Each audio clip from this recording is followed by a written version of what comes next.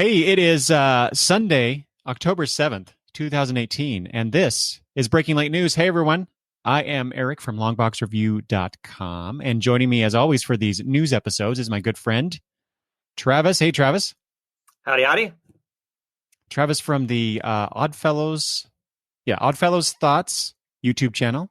Yep. Of course, everybody watching this live on YouTube knows Travis. They don't know me. They know me through Travis. How's that? Possibly. I think that's accurate. But if that's the case, you should have more subscribers than you have on YouTube then. What? So What are you saying, Travis? I don't have a lot of subscribers? What? No, I'm just saying that you don't have as many as I do, and you should.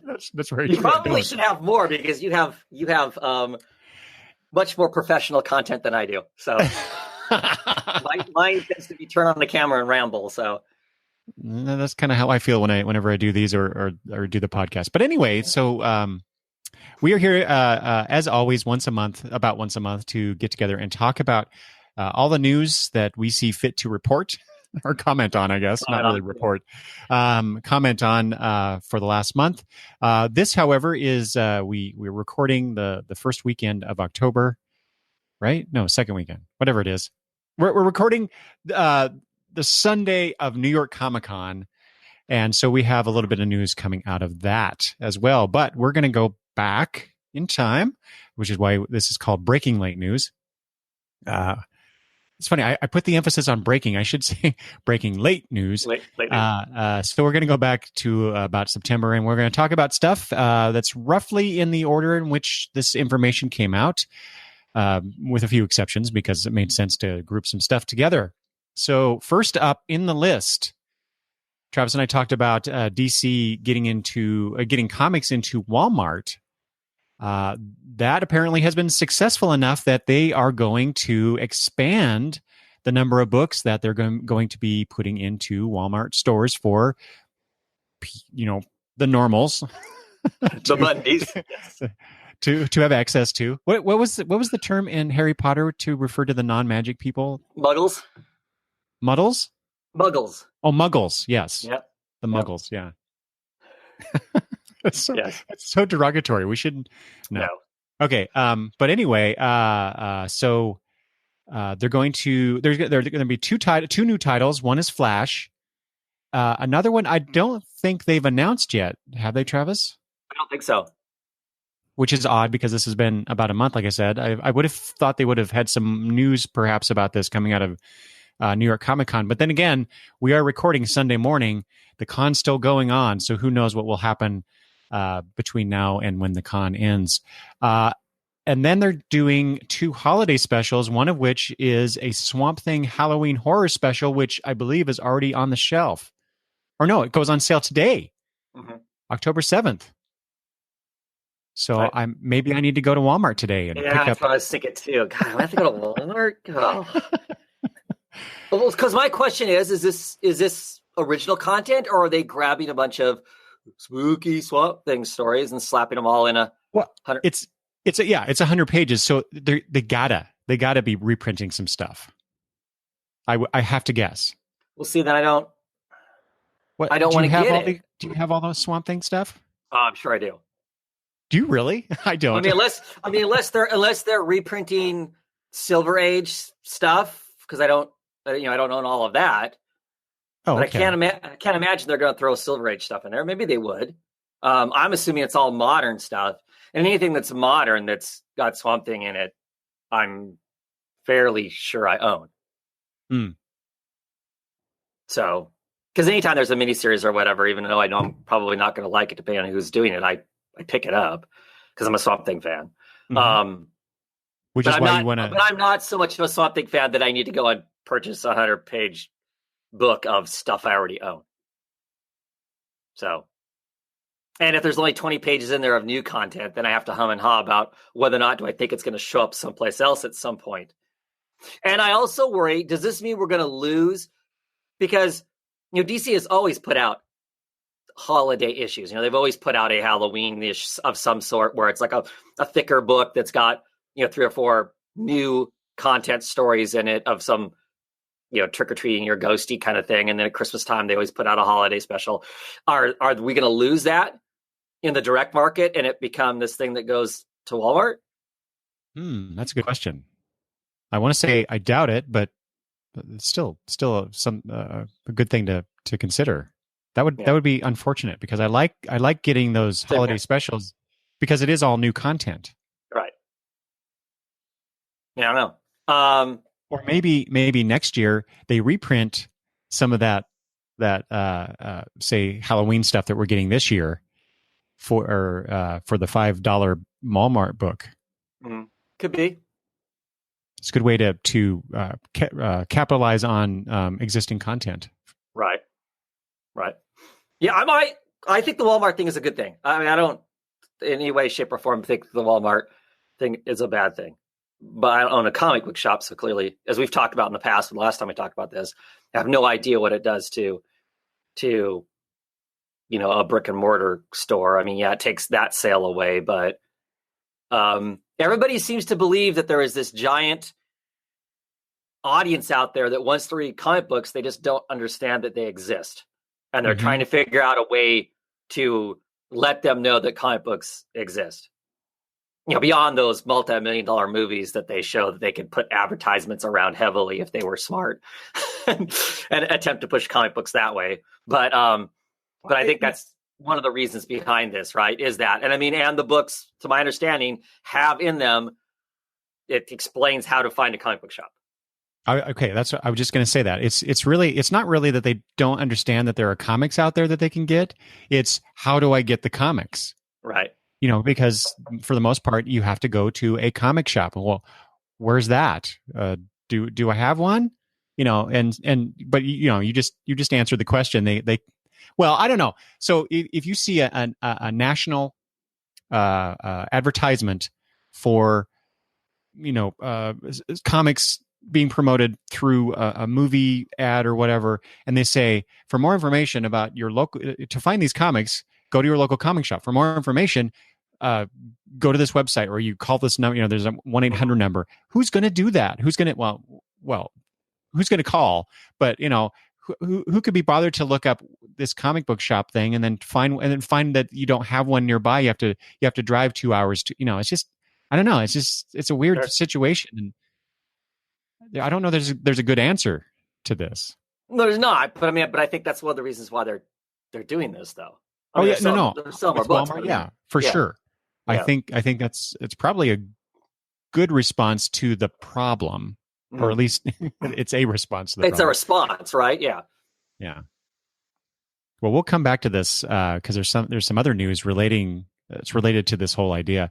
But I wanted to ask you, Travis. So we have Flash is going to be the next ongoing. So we have a Batman, a Superman, a Justice League, right? We don't have a Wonder Woman, right? Which is stupid. Yeah, exactly. Why would you not have Wonder Woman? So now we'll have a Flash. So, obviously Batman, Superman, yes. Justice League, I can totally see why they do that. They should do Wonder Woman. Yeah. Flash makes sense because there's a Flash TV series on right now. Right. There's an Arrow show that's pretty popular right here. Yeah. Why don't they have that? Maybe that's the next one, right? There's a Supergirl TV show that, while perhaps not as popular as Arrow, still, I mean, I actually like that show better than all the other ones, but why not have that? I don't know. They're just, so they sort of tie into their other media, but they don't, I don't know. Just, it's like they're not all in. And I realize, you have to phase this stuff in. You're testing the waters. You're putting your toe in the water, so to speak, but I don't know. Just it's weird the choices they make. Why Flash? Well, it's like, because part of what it seems to be is I get why Flash, because I mean the Flash show, the group of fans that I associate with online and whatnot are the biggest fans of that over all the other shows. That's the one they like the best. It's weird because they're flirting with a new audience, but catering to the audience they already have. Right. So who's buying the majority? I still question who's buying the majority of these Walmart books. Is it those of us who typically would not go into Walmart looking for a comic book? We're rushing in because we think we have to buy whatever content is in there. And we're the ones that are buying it. I have no idea because anybody that I know that's buying comic books are comic book readers. And so therefore they're the old audience who normally would not be buying their comic books at Walmart kind of thing. It's not like I have not run into anybody, and that's just because the circles I operate in, for them to go, hey, I saw a comic book in Walmart or whatever. That's not happened. So I have no idea. I have no idea if those books are actually being bought by, 7 to 13-year-old kids going, like I did. Exactly. I did back in the day off the spinner racks, where it was all just this amazing stuff there. I have no idea. Other than I have to admit the pictures of the displays that I have seen, those racks, the boxes that those books are sitting on are like on the top shelf. So if you're not a 5'6" to 6 foot kid, you're not seeing the book anyway. You have to hope your parents are going to pick it up.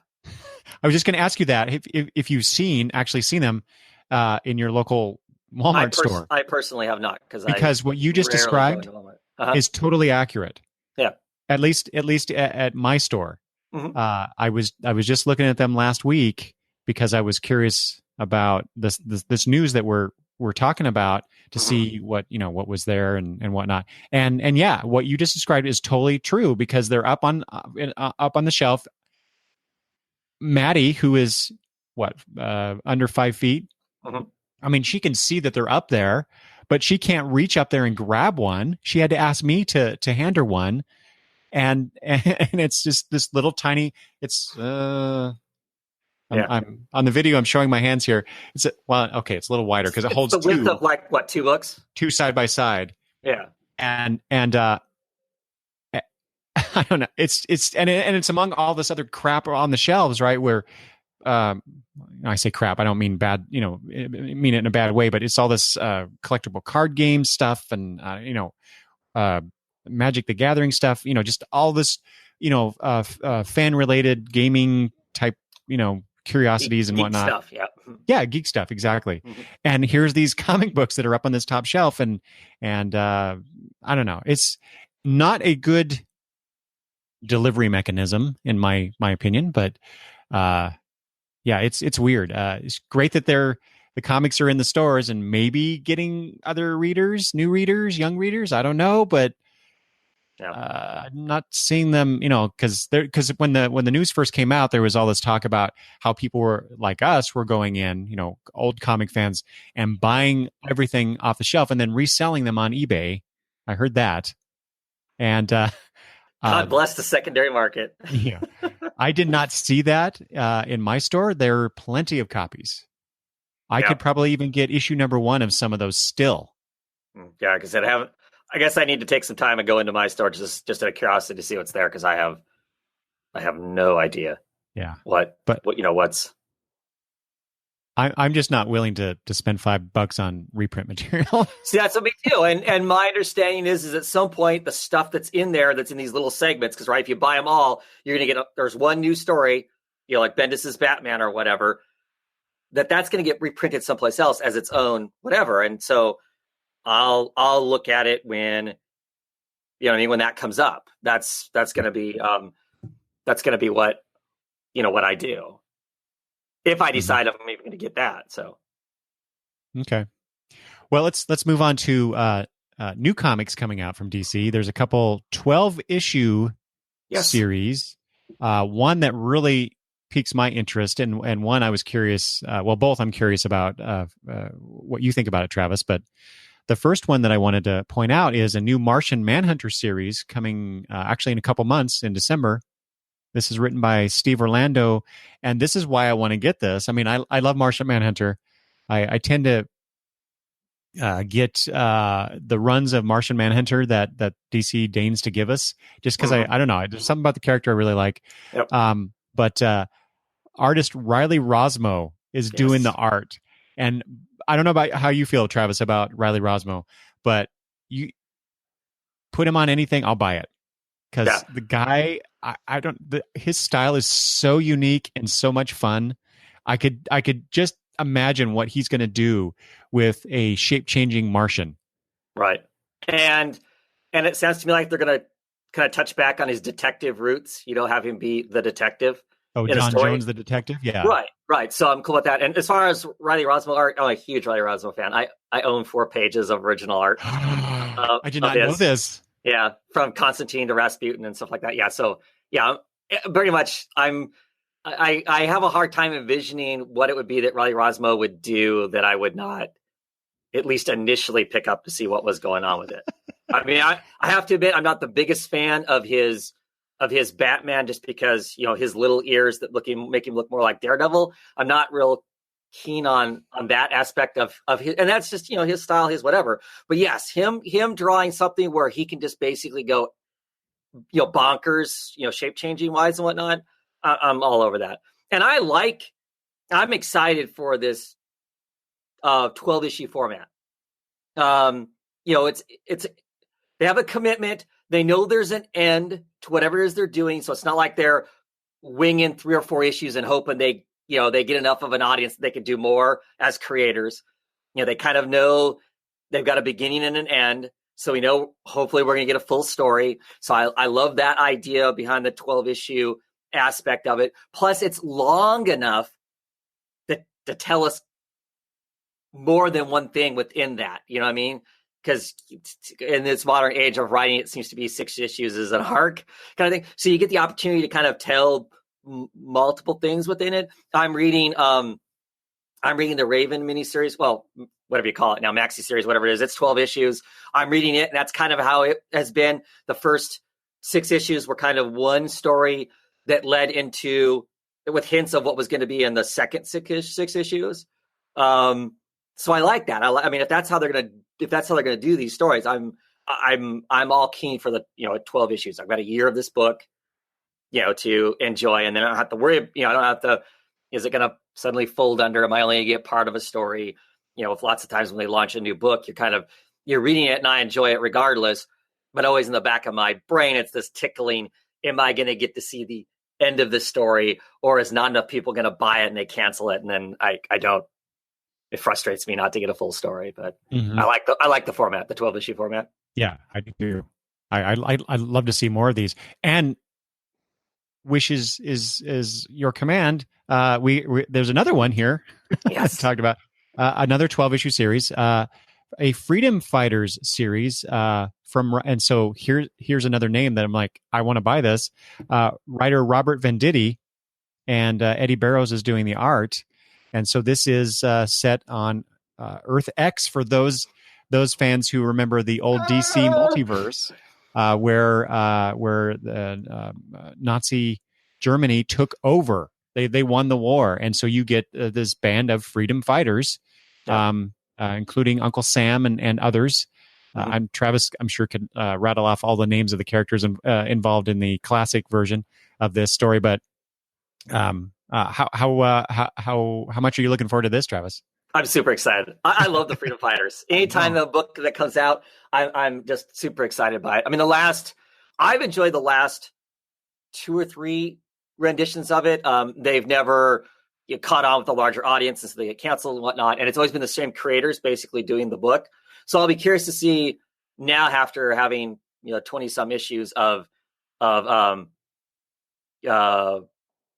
Jimmy Palmolani and Justin Gray doing the story for so long, and their take on the characters of what we've seen for so long. It'll be interesting to see somebody else do it.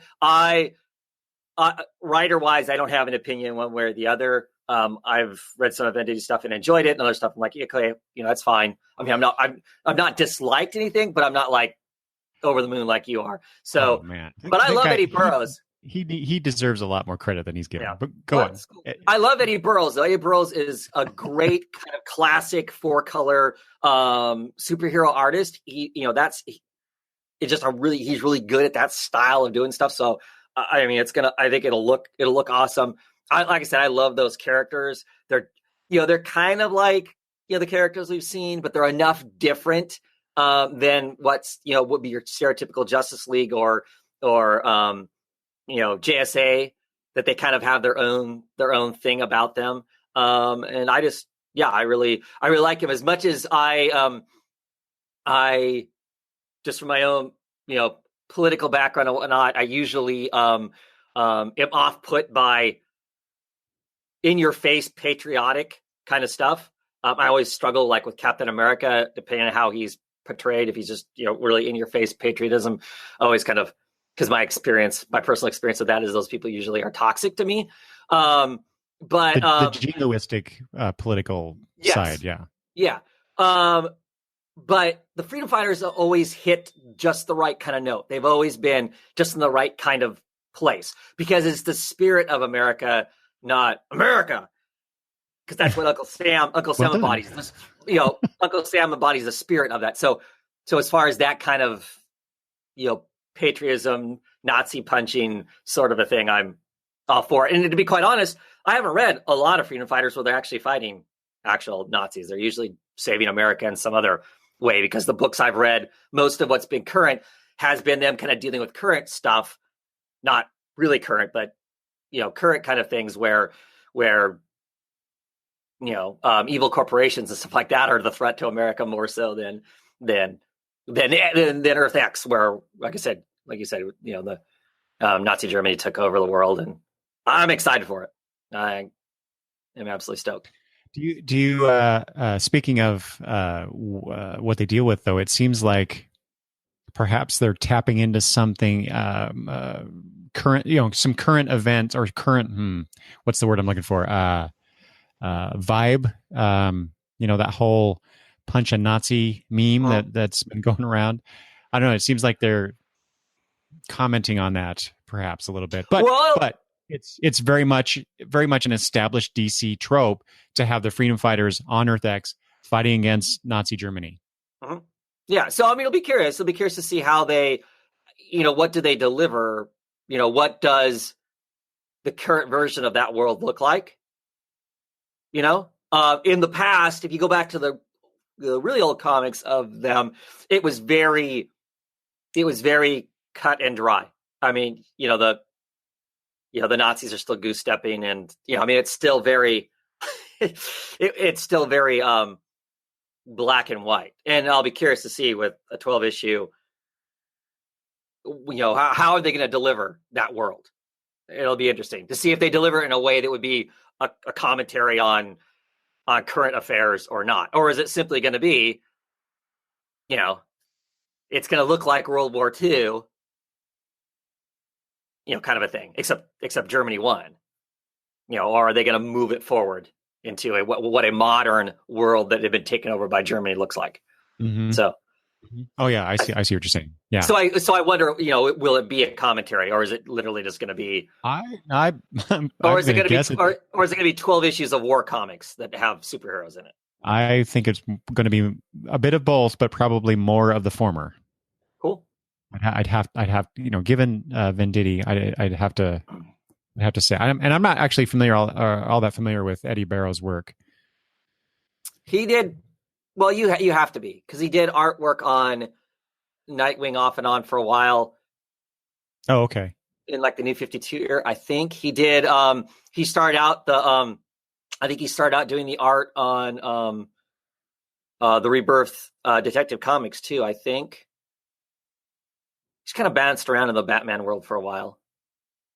You'd know it if you saw it. Yeah, I'm sure I would. It's just, I can't think of anything in particular. It's not like he's not. He doesn't. In my mind, he's not like a George Perez or right. Keith Giffen or whatever. So right. Yeah, there's so many artists. I can't keep track of them. But last thing I'll say on that, Travis, it's interesting. Has nothing to do with what we just talked about, but it's interesting that DC seems to be opening up the multiverse. Yes. Because after Crisis, of course, there was no multiverse, but then, things started to show up here and there. And then we did, Grant Morrison did did Multiversity. And then, well, I mean, there's other things that happened before that, but that seemed to have some traction for a while in the DC universe, where they had 52 universes. But then we got the Dark Multiverse now, and now we've got this Earth X thing. And so it's almost like, old DC is coming back in terms of the multiversal aspects. Well, so whoever hated the multiverse to make it all shut down. Cool and all. But I think almost most of the DC fans, if they need longevity whatsoever, love all that other weird stuff. Yeah. I mean, that's one of the things I've always liked about DC was the fact is that you could have this, there's this other world where things are operating a little differently, or however differently they, the creators chose to make it at the time and whatnot. So exactly. Yeah. Okay. This next thing, a couple things about Oni Press. I'm going to, for the people that are watching the video, I'm going to share my screen here so you can see this. Hopefully this works. Travis told me how to do it before, but blame it on me if it doesn't work. You're nice. Are you seeing that? Yeah. Yep. Okay.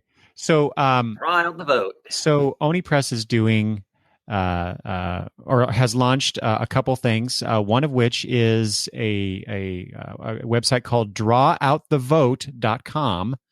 And people watching can see this on my screen, where you can go and select your state.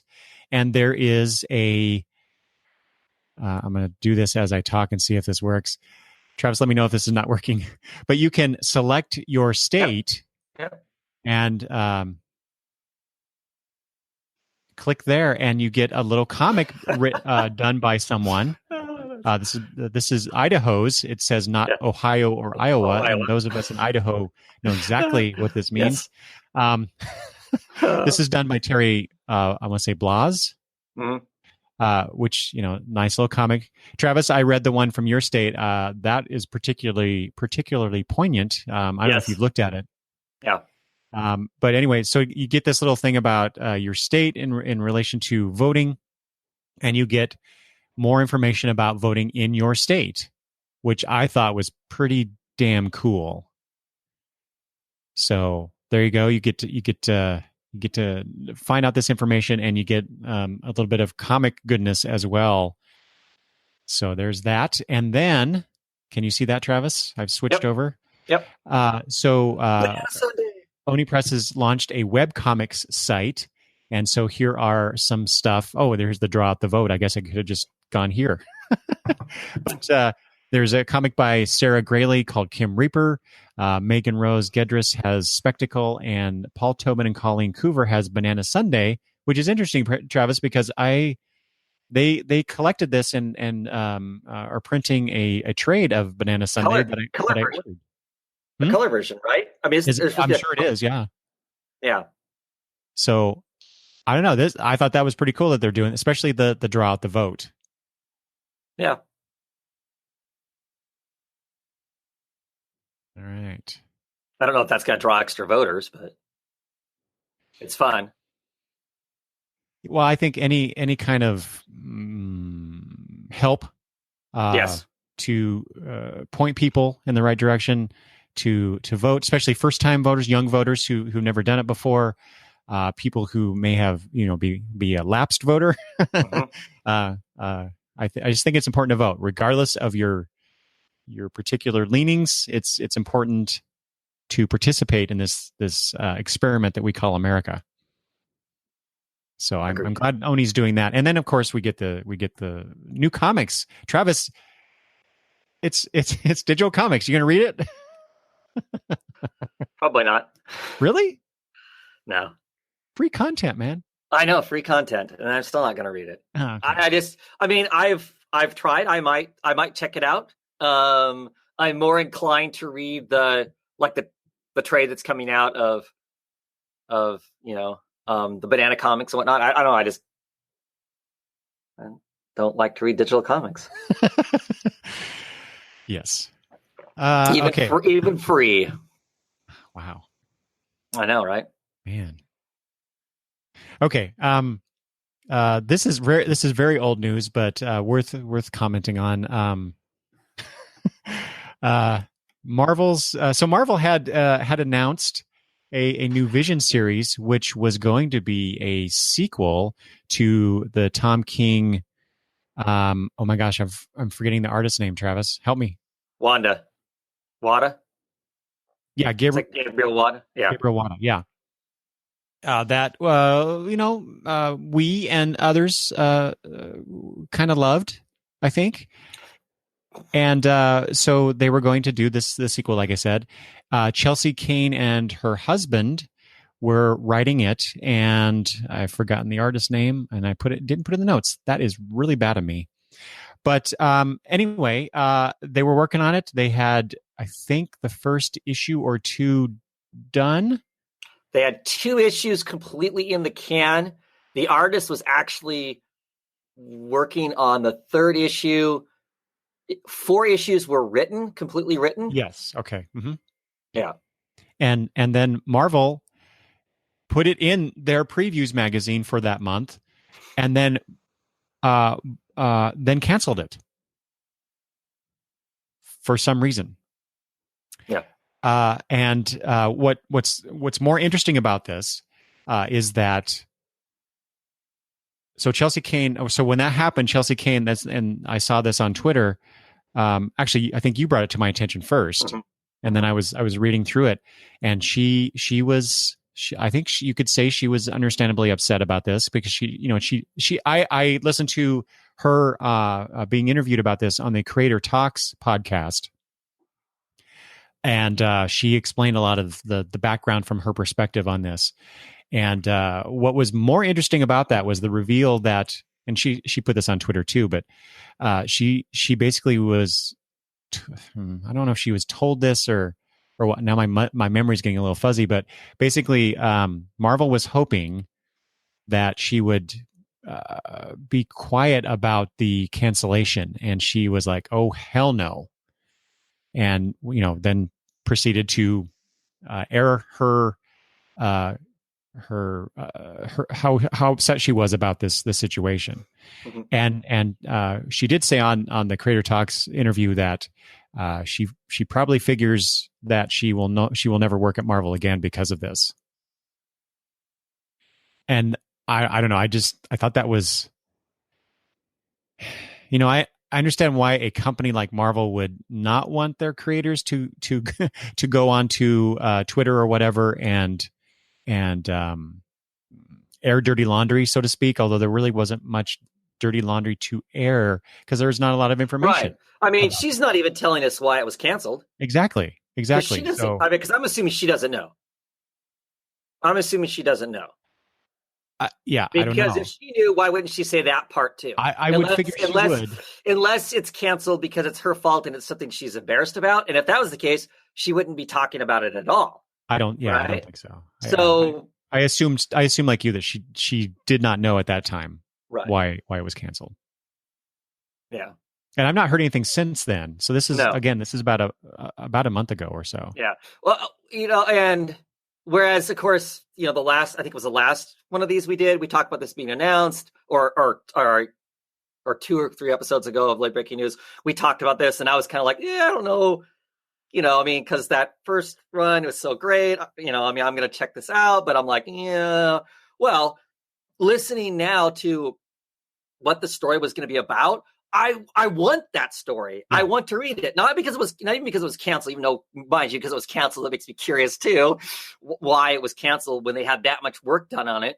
But the story was, the reason her husband is helping write it is because the story was going to be about the Vision and V trying to pick up the pieces after the wreckage of the first volume of the Vision and kind of the whole, father-daughter strain. And of course, I'm a sucker for that. I have kids. So any, father-kid story, I guess I've decided I clearly enjoy those if they're written well and whatnot. So I was curious about all of that, the funk that the Vision was going to be in and the strain with his daughter. I wanted to read that from what they talked about. I'm like, damn it.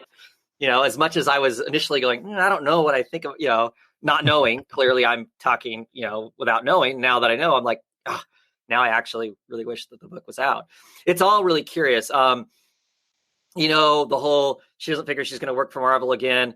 She talked about the fact that, being a freelancer, they kind of, hold a proverbial gun to your head that anytime they do something that you don't like, you have to shut up, because if you don't, there's this threat that you don't work for them. And so how are you going to make money if that's how you make money and whatnot? I know there are other creators that have had those experiences in the past in one sense or another. um, oh shoot, I can't remember his name. Experienced that 3 or 4 years ago. The guy who wrote I, Vampire, Jason Falkov, Hale Falkov. What's his name?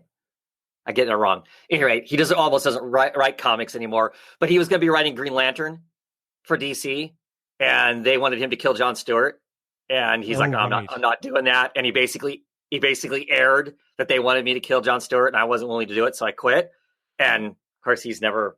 That pretty much ended his working for DC. Now, is Chelsea Kane done working for Marvel? Yeah, for a while.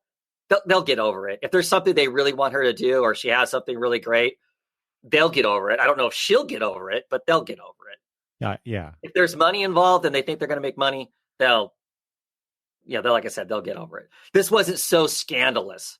Now, I mean, like if they had said or something awful and she said something that was truly awful, all she's basically said is, look, I'm not going to be quiet about the fact this thing was canceled. I don't know why it was canceled. We had this much work done on it and whatnot. She didn't say anything scandalous.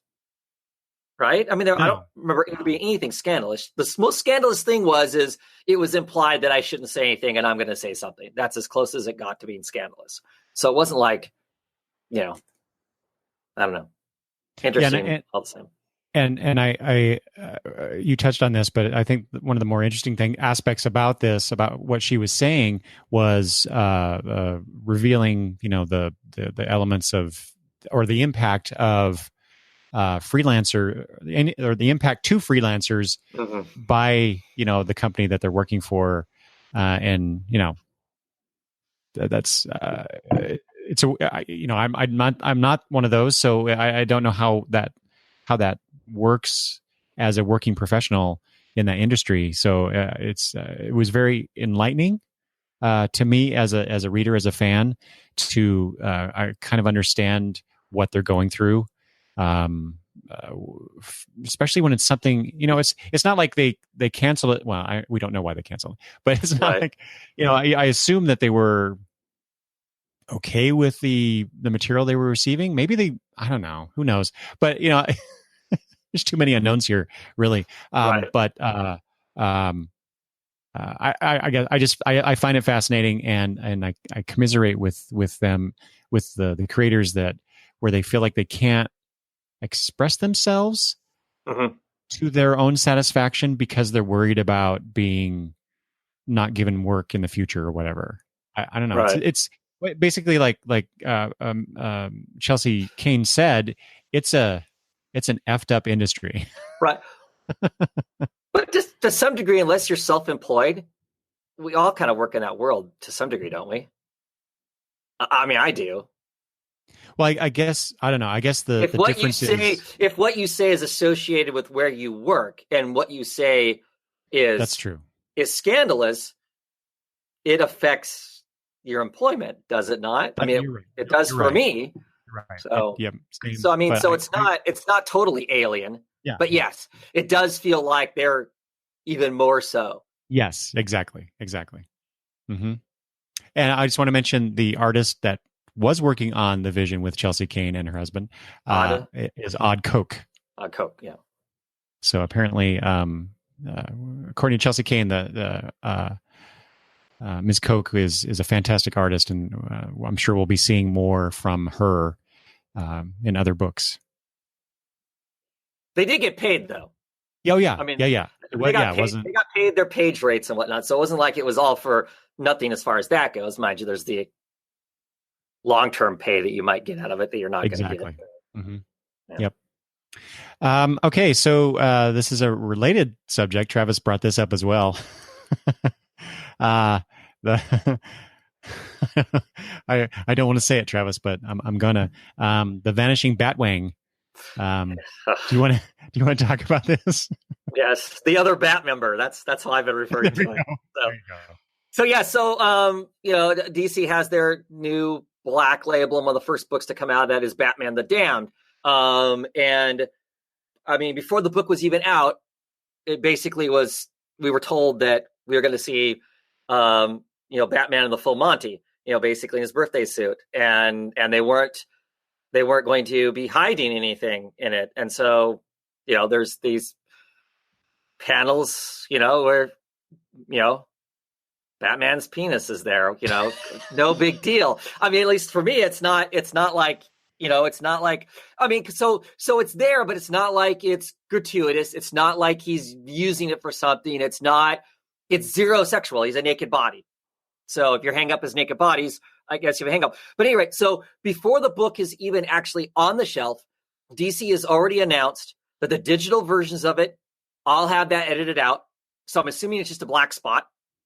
Because basically his crotch area is darkly shadowed anyway, and the Batmember catches the light, basically is the images in it. And all reprints of this book will have it gone. So 2 things. One, what's the point of having a mature black label and not have that stuff in it? What's the point of allowing it to get printed in the first place and then suddenly go, oh crap, and pull it out? Unless this is a weird way to create conversation about the book, which I don't think you needed to do. I don't think they needed to create that kind of controversy around it, because the book was going to sell just because it had the Batmember in it, if nothing else. And of course, the second that happened, this book on the secondary market is like $100 on eBay now. I don't know how many issues were printed, so I have no idea how large or small the run of the Batwang is, but I actually really enjoyed the book. I mean, because I'm like, so all I'm hearing about, because of course I get my books late, all I'm hearing about is that. I'm like, what is the rest of the book about? I'm like, how's the story? Whatever. I actually enjoy it. The art is amazing in it. So I don't know. I just thought it was interesting that you would have this black label you're touting as, we can do anything in it, and then you chicken out as soon as you do it. Yeah. Again, who knows why they made these decisions, but it's the outside looking in appearance is that certain people involved in the production of this book were okay with this, and then perhaps somebody further up the chain got wind of this or whatever and freaked out because you don't show Batman's penis. Yeah. I totally agree with you. It's like if you announce a mature label and you're going to do a mature Batman book, what are you so afraid of? Exactly. And like I said, it wasn't like it was used in some what I would consider vulgar context. Right. I mean, granted, and maybe, I know for some people just the naked body is vulgar, but I don't know. It's not like, I mean, I would consider the regular Batman book, some of the rolling around on the roof of Catwoman stuff could be considered more vulgar than this was. I mean, if you want to go those directions, other than, America's hang up on naked bodies or naked men's bodies. I don't know if it would have been edited, if it would have been, Catwoman or Harley Quinn or whatever naked. I don't know. I don't know. Yeah, the whole thing's weird. It just, like I said, it cracked me up. It's like, really? Okay. So, and it also broke through. I mean, of course we're talking about comic book news, but we have news portals, we have people talking about this stuff, but it broke through to the other side, or to the larger audience, because Stephen Colbert was tweeting about it. Right. Seth Meyers actually had a bit. I didn't catch that. Oh, that's funny. Yeah, there's video of him talking about this. So, it got out there. So, yeah. So, I mean, I don't know, under the Dan Didio theory of comics, maybe this is all a good thing. I don't know. Excellent transition, Travis. Good job. So that was the next thing I wanted to go to. Dan Didio. Gotta love Dan, right? Often says some controversial things. Sometimes he says some interesting things, and sometimes he's just like, "Shut up, Dan." And we talked about that last time, I believe. Mm-hmm. But this time, I wanted to touch on this stuff he said about. He said this specifically. He was talking about Batman number 50, and then there was some stuff relating to what happens in Batman 55 with Nightwing, and also Heroes in Crisis. So I want to highlight some of those things that he said. here and get your reaction, Travis. Um, so this is an article that I saw on Comic Book Resources, CBR. DiDio pointed to the recent outcry over what some called a bait and switch in the pages of Batman number 50. I think this is him saying, I think that issue was a wonderful I don't know if I accidentally miss some words or this is just really bad grammar on his part. I think Batman 50 was a wonderful every level of the way. A wonderful story, I think he's what he means to say there. The passionate debate and argument about whether Batman should or should not get married is exactly what the book should be generating. It's excitement because that's what fandom is built on in those arguments over how stories and characters should act and behave and what should happen next. If we get that back, this is the most interesting part to me. If we get that back, I feel we'll have a strong base where we can build our sense of community again. But I think that's what comics needs right now. One of the biggest problems in the industry is apathy right now, and we've got to get people excited and talking about stories again. What the hell are we doing, Travis? You and I, and people like us. I mean, what rock is he living under? Yeah. I mean, for me, I feel like to some degree, there's, I don't know if it's too much passion or it's what. I mean, you kind of look at least the internet version of it, and I don't know, lots of times, beyond what we're doing, there's also this giant toxic level of passion that's there too. So I'm like, where does he think there's not a discourse that this is, and to go back to the conversation about, the brouhaha over Batman issue 50, for instance, should they get married or not get married? I don't remember the conversation ever. I didn't see conversations over, I think it's wrong that he's getting married, or I think it's right that he's getting married. It was more the way you delivered this comic was utter BS. The bait and switch. It wasn't that people were concerned one way or the other about whether or not he got married. I mean, a lot of us suspected that it wasn't going to happen, and the reality of it all. It was the way they delivered it. The conversation wasn't a passionate conversation about superheroes getting married. Not that I heard. That was rarely the conversation. The conversation was how you designed the story and all these other issues around it and how you delivered it. So I don't know. I agree that that all our conversation is awesome. I mean, that's why I'm on social media largely, is to have comic book conversations with people, because I love comic books in all number of ways and whatnot. So I don't know that there's apathy. I don't know many people who read books for very long and go meh about them, right? So I just don't. I know this whole thing seems very him trying to create a narrative around stuff that's happened to make it sound like this is a plan of some sort. Yeah, when it's not. It's him talking out of the side of his face. It really reminds me of Stan Lee is famous for being a really passionate, vocal promoter of Marvel Comics, right? A huckster. A huckster, exactly. So he's like the P.T. Barnum of comics. Yes. I think Dan DiDio, he's kind of like the dark multiverse version of P.T. Barnum. Well, that's bad because P.T. Barnum in reality was not necessarily the best either. But anyway, that's funny. Exactly. This is just Dan trying to, like you say, he's just trying to, I don't know, drum up something, come up with, I don't know. He's poking the bear is, I think, kind of what he's doing. And I'm not sure why, because we are, those of us out there, we are talking about this stuff. We are debating. We are discussing. I'm not sure what audience he's talking about.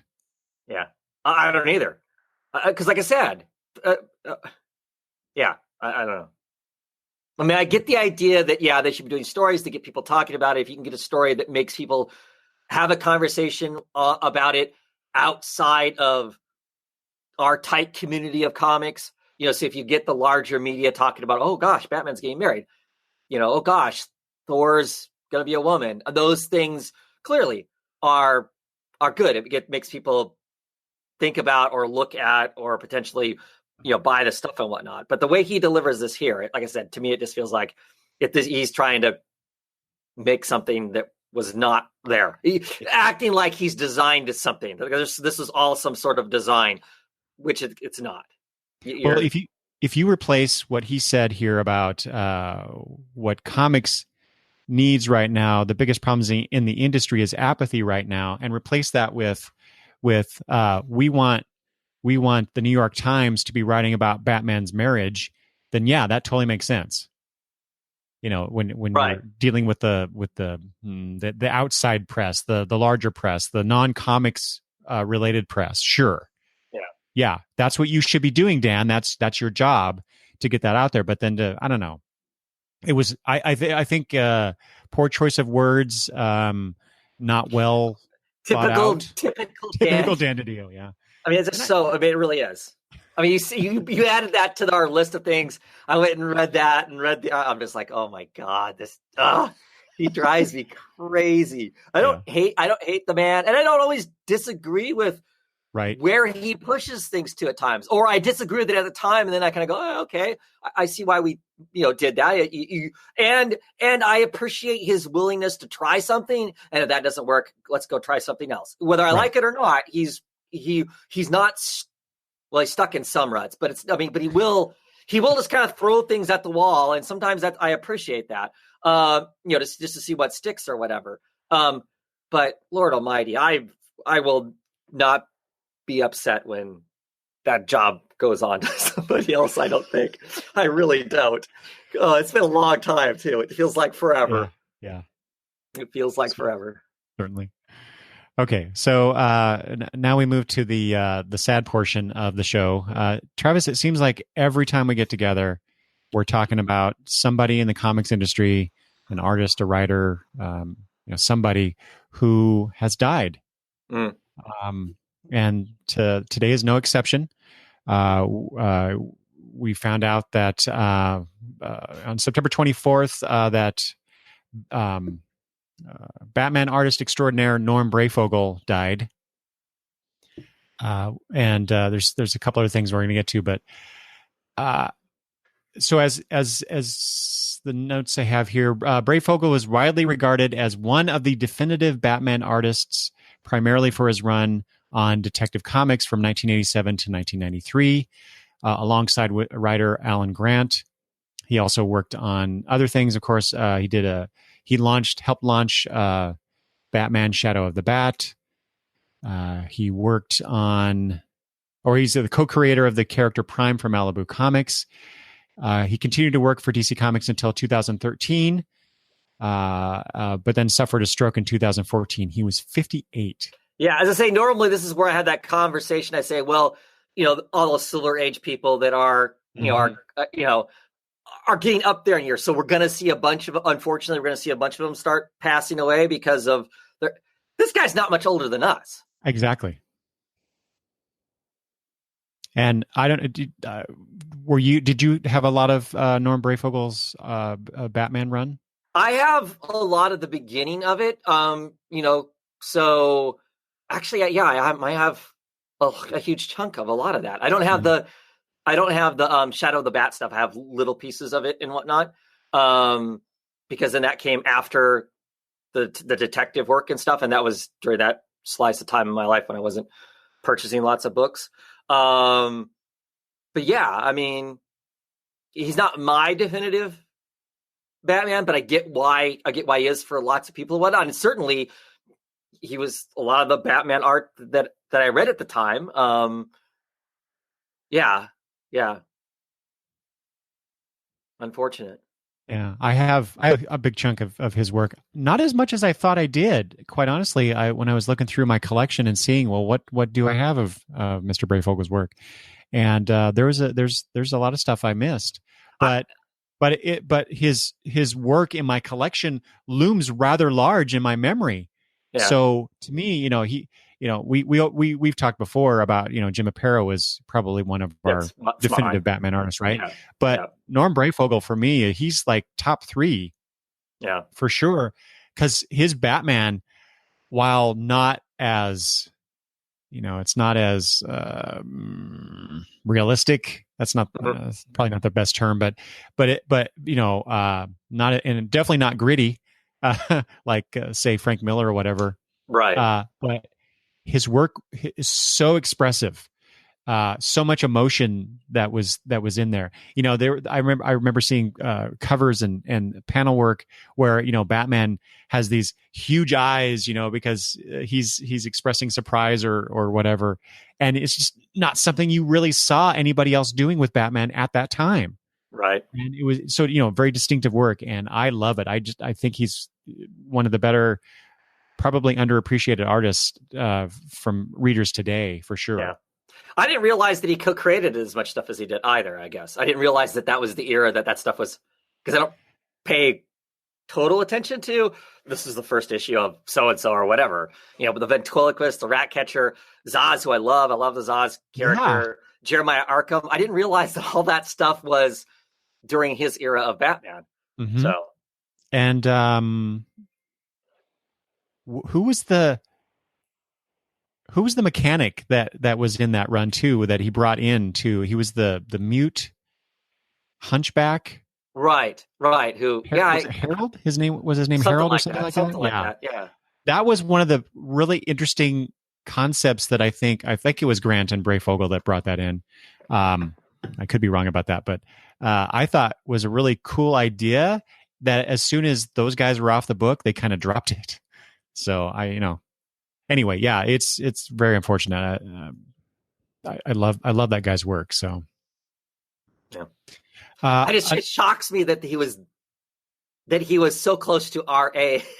I didn't realize. I mean, it's like, man, some of these people who are making comics that I love were super, were in my mind young when they were making said comics.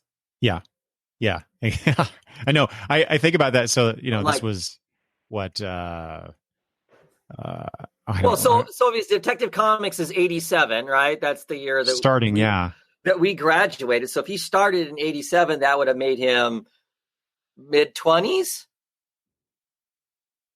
and he's the prime Batman artist for mid to late 20s. Yeah, makes him the prime Batman artist for 5 years or whatever. Mm-hmm. Yeah. What do we do with our lives? I know, right? we sit here and talk about people actually making something. Yeah, I know. Don't get me started on that.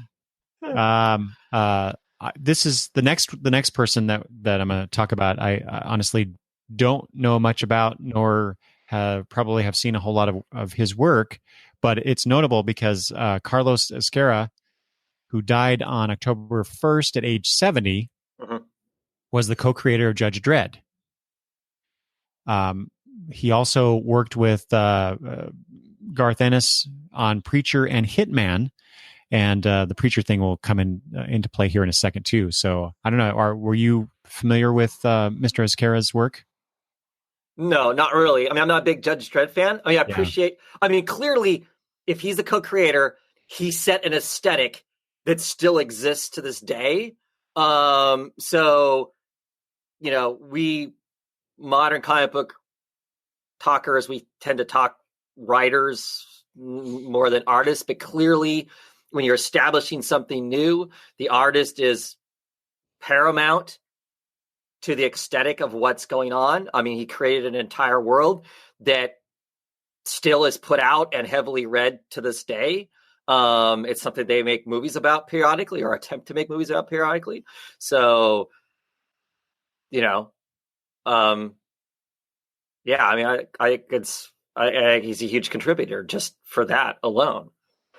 Yeah. Now, I forget, did you read Preacher? Yes, I read Preacher. Do you remember his involvement with that book? No, I don't. I've not read more than the first 5 or 6 issues of that book.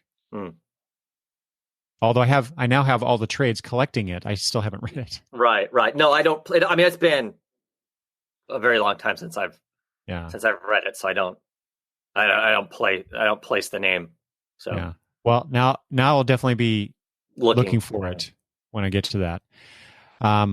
Speaking of Preacher, though, it was announced just recently that uh,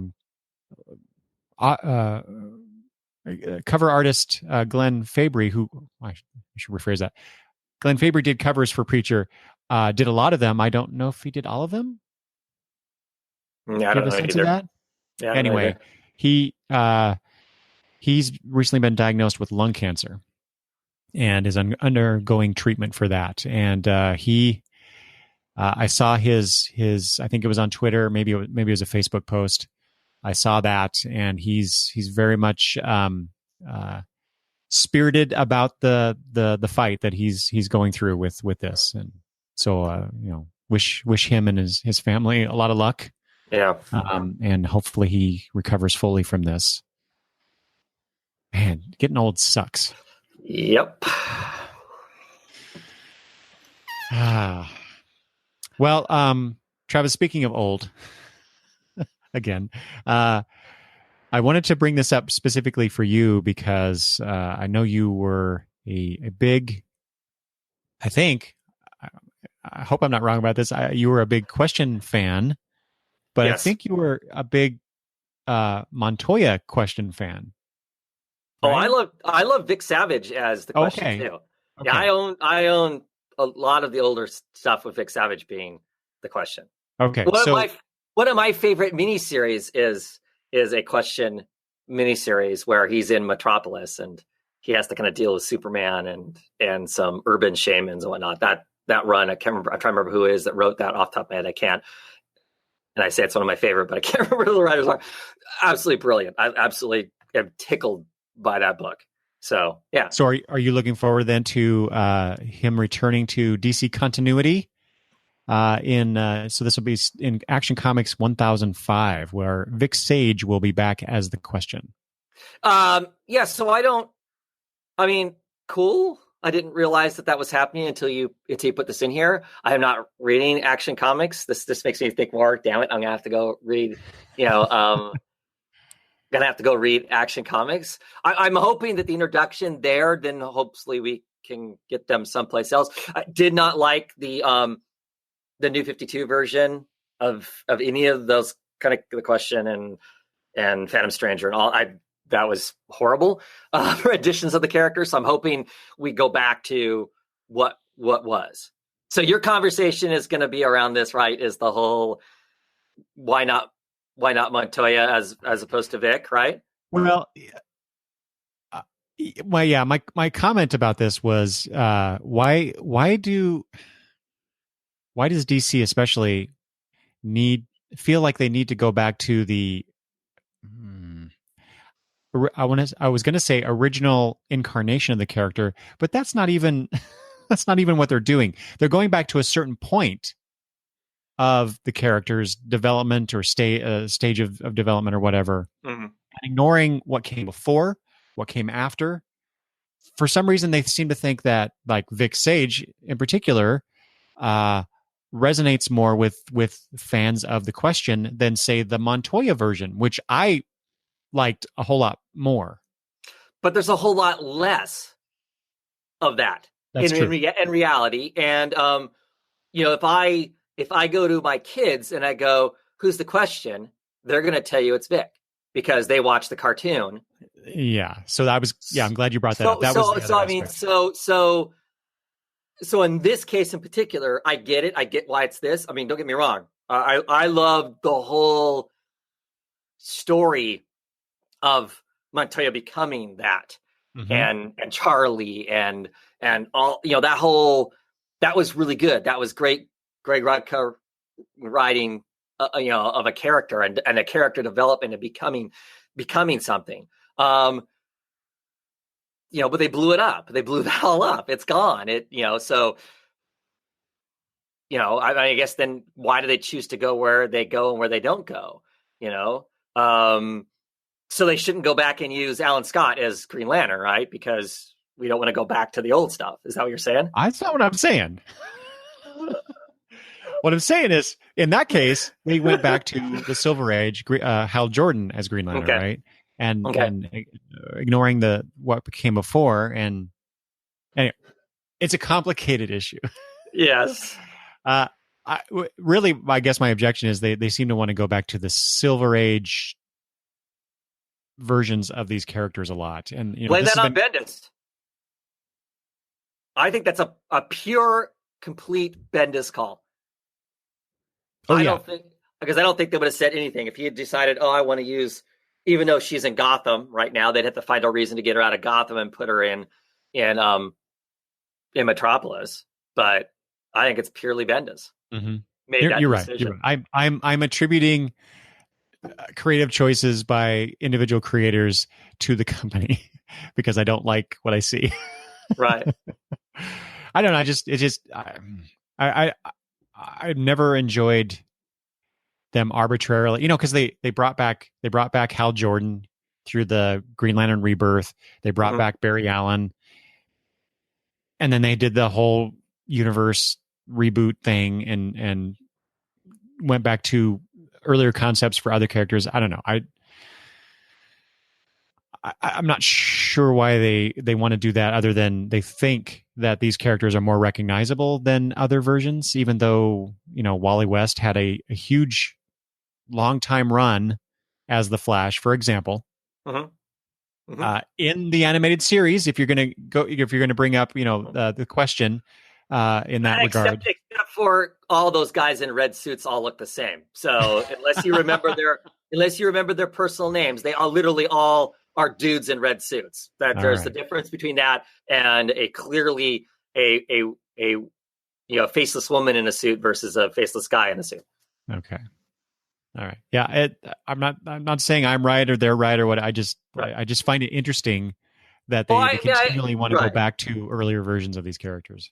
Yeah. Well, yeah, I mean, and part of what you're talking about that, and the fact is that what makes Montoya so great is we got to read this journey of her becoming that, right? So sure. you haven't established in your head this whatever. I don't know how they're going to introduce Vic as the question. If he's just going to suddenly pop up as this faceless dude, and we're not going to really get, because it's in his Action Comics, we're not really going to get a long-term story of him becoming whatever it is, right? Mm-hmm. He's just going to randomly show up. So they could have picked anybody to be that. Exactly. It's meaningless. So I don't know. Like a lot of these characters, the only way they're going to have any real value is that if somebody actually chooses to do something more with them than them be window dressing in the greater scheme of Superman's existence. Sure. So I personally, I rather Montoya stay in Gotham and become a rich part of, Gotham PD than suddenly have her pulled out of that to be the window dressing of the question without the background that goes along with it, because current readers aren't going to know that background unless you're specifically going and reading the comics that particularly had to deal with that, her progression to being the question and all of that. Even if they made Montoya that, it would be meaningless. It would just be another random person that they slapped the title on. So without the story to back it up, it's all whatever. It's a character introduction that they need to then do something with it. So okay. I still think it'd be better to have her anyway. Okay. Okay. Some Marvel news. So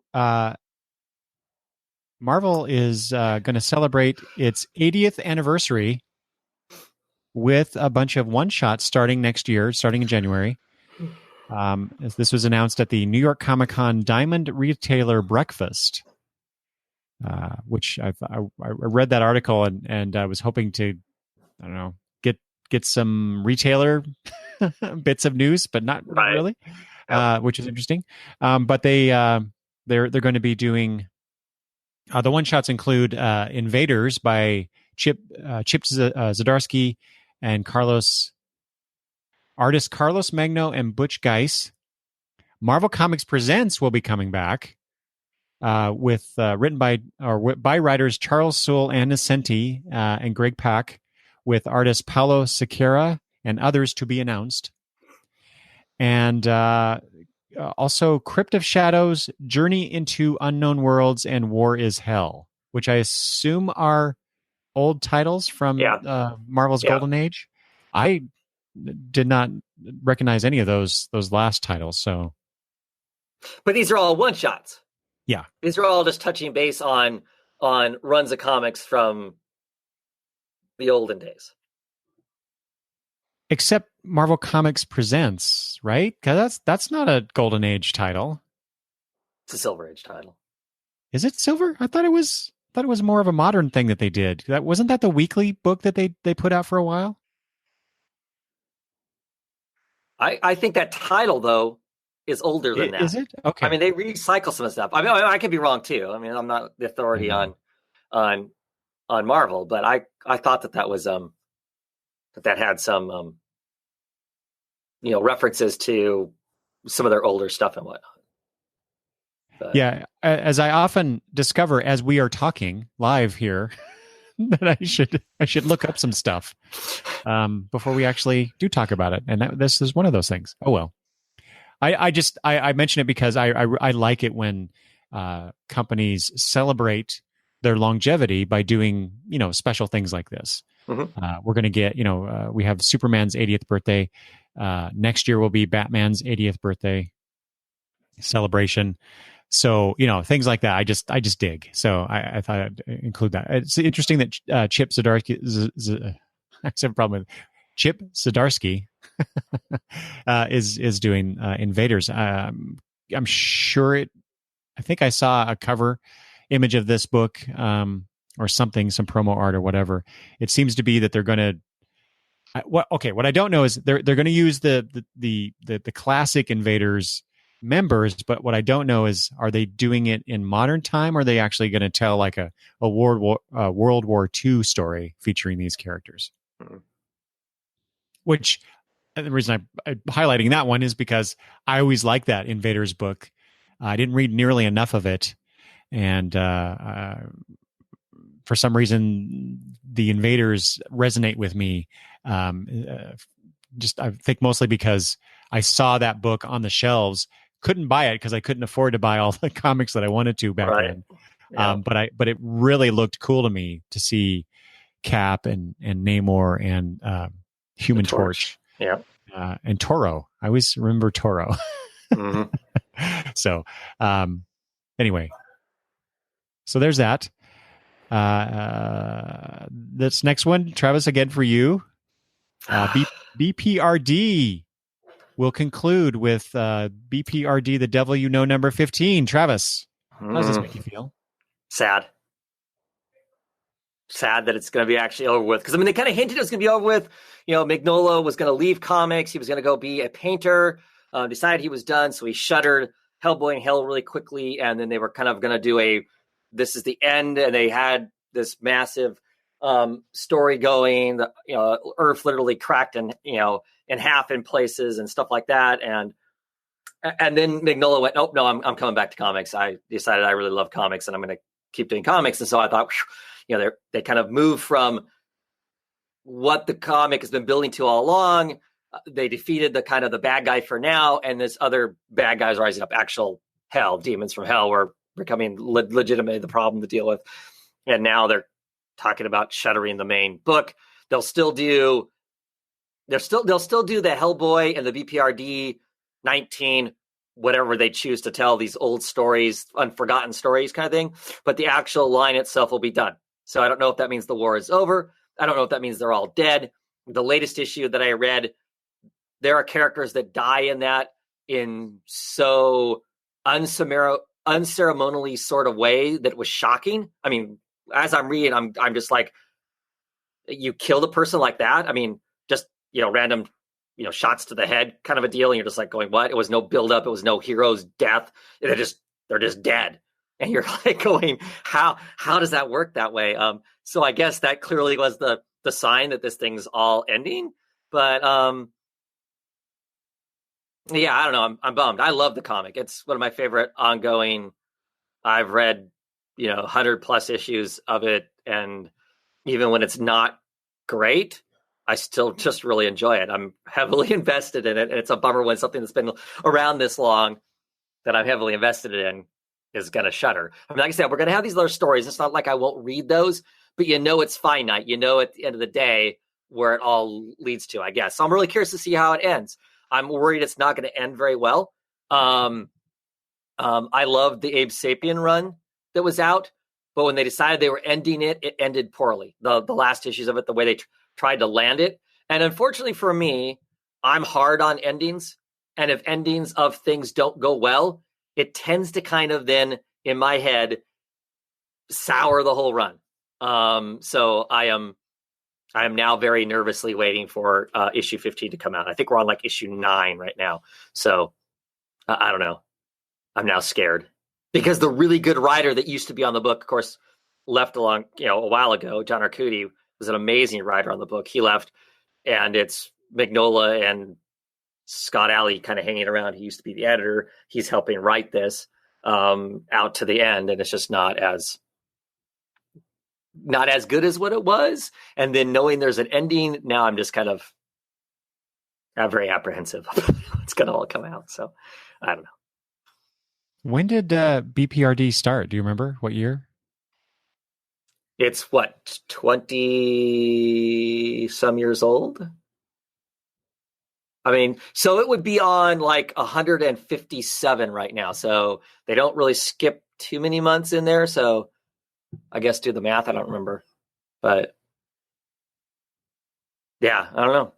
It's a long time though. A long time. I mean, and Dark Horse is basically that's been the machine that's basically kind of moved them forward. And to me anyway, it feels like that the Mignola universe has been the kind of their workhorse. And then they have these other comics they do. Aside from Star Wars, yeah. Right. And they've, with this being shuttered, the other stuff's just going to kind of be mini-series along the way, which I'm fine with them. That's how they release the stuff. I wonder sometimes, what's Dark Horse going to be without the big, but the workhorse there. I don't know. It'd be interesting.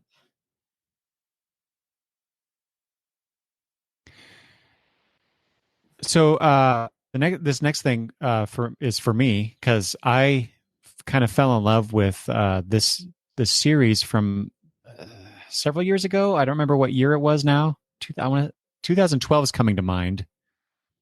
But Dynamite Entertainment is launching a new Peter Cannon Thunderbolt series. And like I said, I really enjoyed that. I was like 8 issues, I think it was, 9 issues, something like it. It was a short run. And I was just really starting to love it. And then they ended it.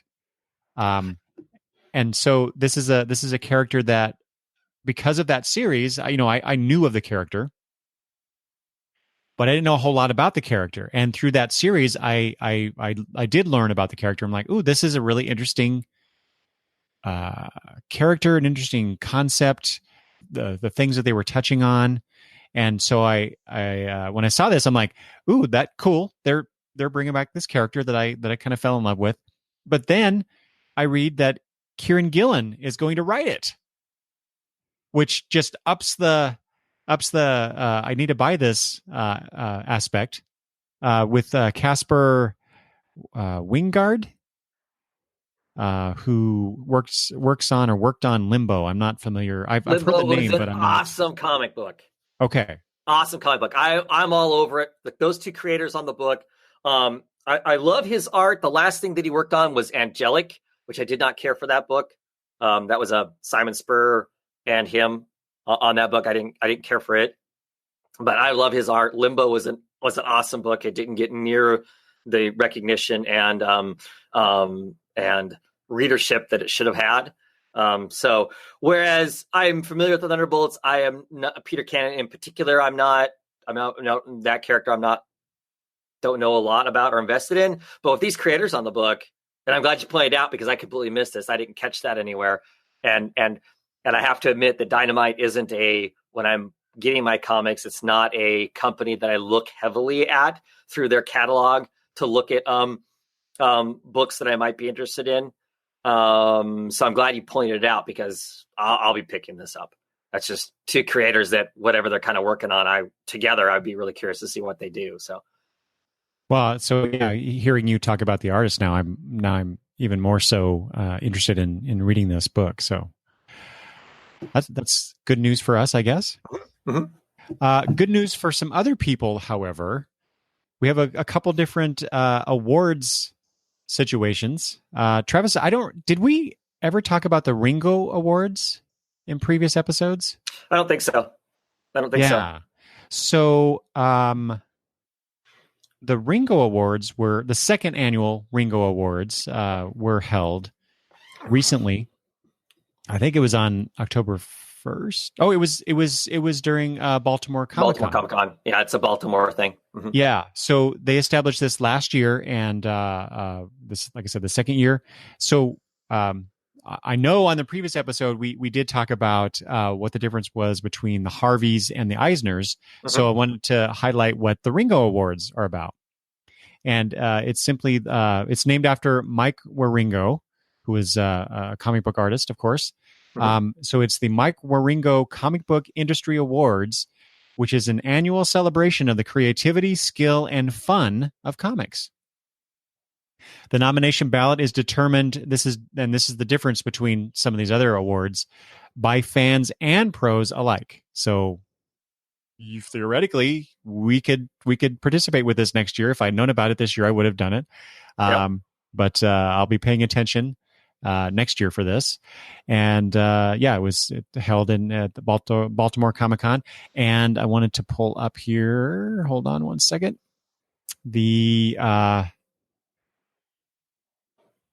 Is this it? Yeah, here we go. Here's the list of the winners. There's a bunch of fan favorite things in here. Favorite hero, favorite villain. Really, although these are different. I mean, you might think that you'd see a lot of Marvel DC characters on here being talked about, and they're not. So that's interesting. So the favorite hero was Mags from Assassin Roommate by Monica Gallagher. Favorite villain, Arlo from Unordinary by Uru-chan. I don't know these. I'm not familiar with these at all. No, neither am I. Favorite new series, I Love You, YOO by Kimchi. Favorite new talent, Kimchi. Favorite publisher, Line Webtoon. So interesting. Well, there's a whole world. There's a whole world Yeah. of special art that me and you have no idea about. Right, between the manga stuff and the whatever the American version of that is, we clearly us old folks don't. Yeah.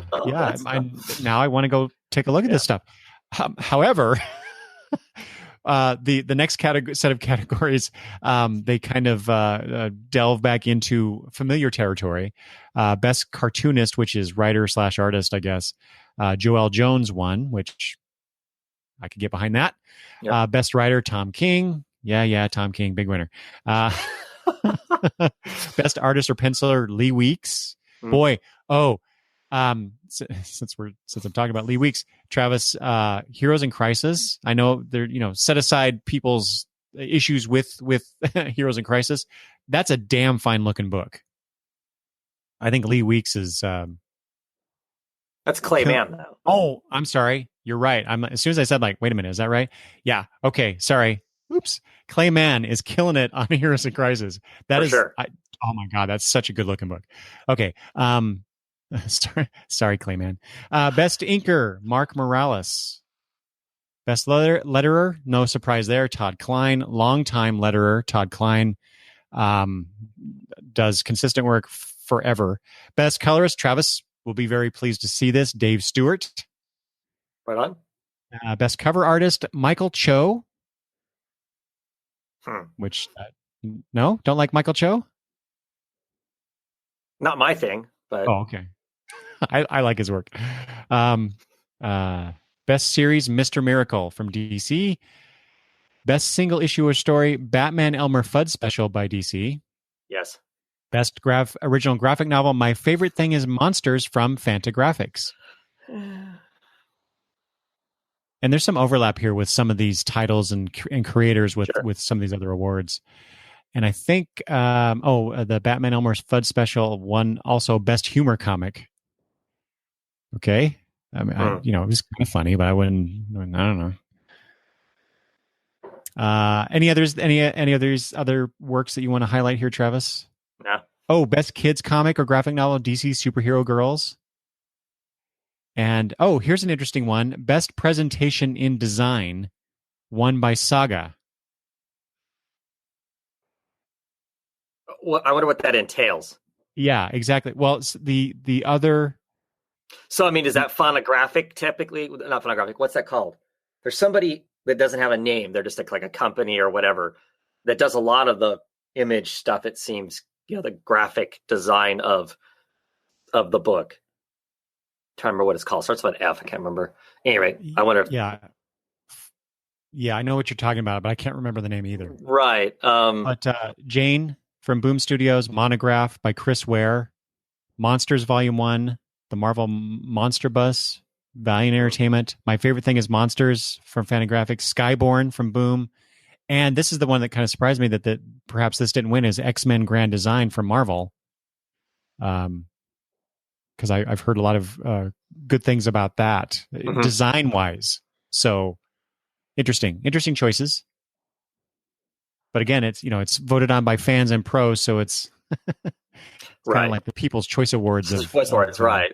Of award comics awards. But like I said, I'll be keeping an eye on that for next year to participate in. And then I mentioned the Harvey Awards. Those were also announced. This was announced during New York Comic Con on October 5th, on Friday, as we were recording this. So not only were the awards presented, the award winners announced, but I actually had this in as a bit of pre-news before, but Dave Gibbons was inducted into the Harvey Awards Hall of Fame during this as well. So I thought that was really cool. Yeah. But book of the year, Travis, was Monstrous. Yeah. That won the Eisner too, didn't it? Right? Yes. It's cleaned house. Which really, I mean, I enjoyed the book. I read it in singles. Like I said, I enjoy it. Was it all that? I don't know. I mean, it's not necessarily my thing, but clearly there is a group of people that really are impressed with the book.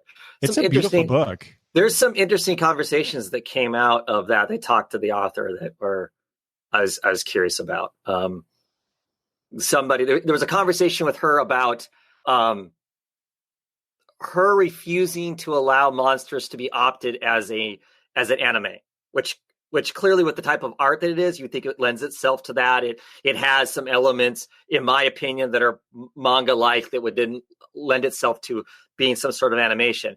And she refuses to allow it to be animated. She will not, because in her mind is that if it gets animated, that it ultimately ends up being whitewashed and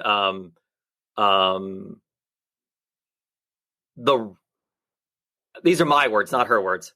The wrong people take ownership of the character and what's going on, and then the characters and the elements that are in it, which I thought was pretty bold of her, not just to say, but to do, because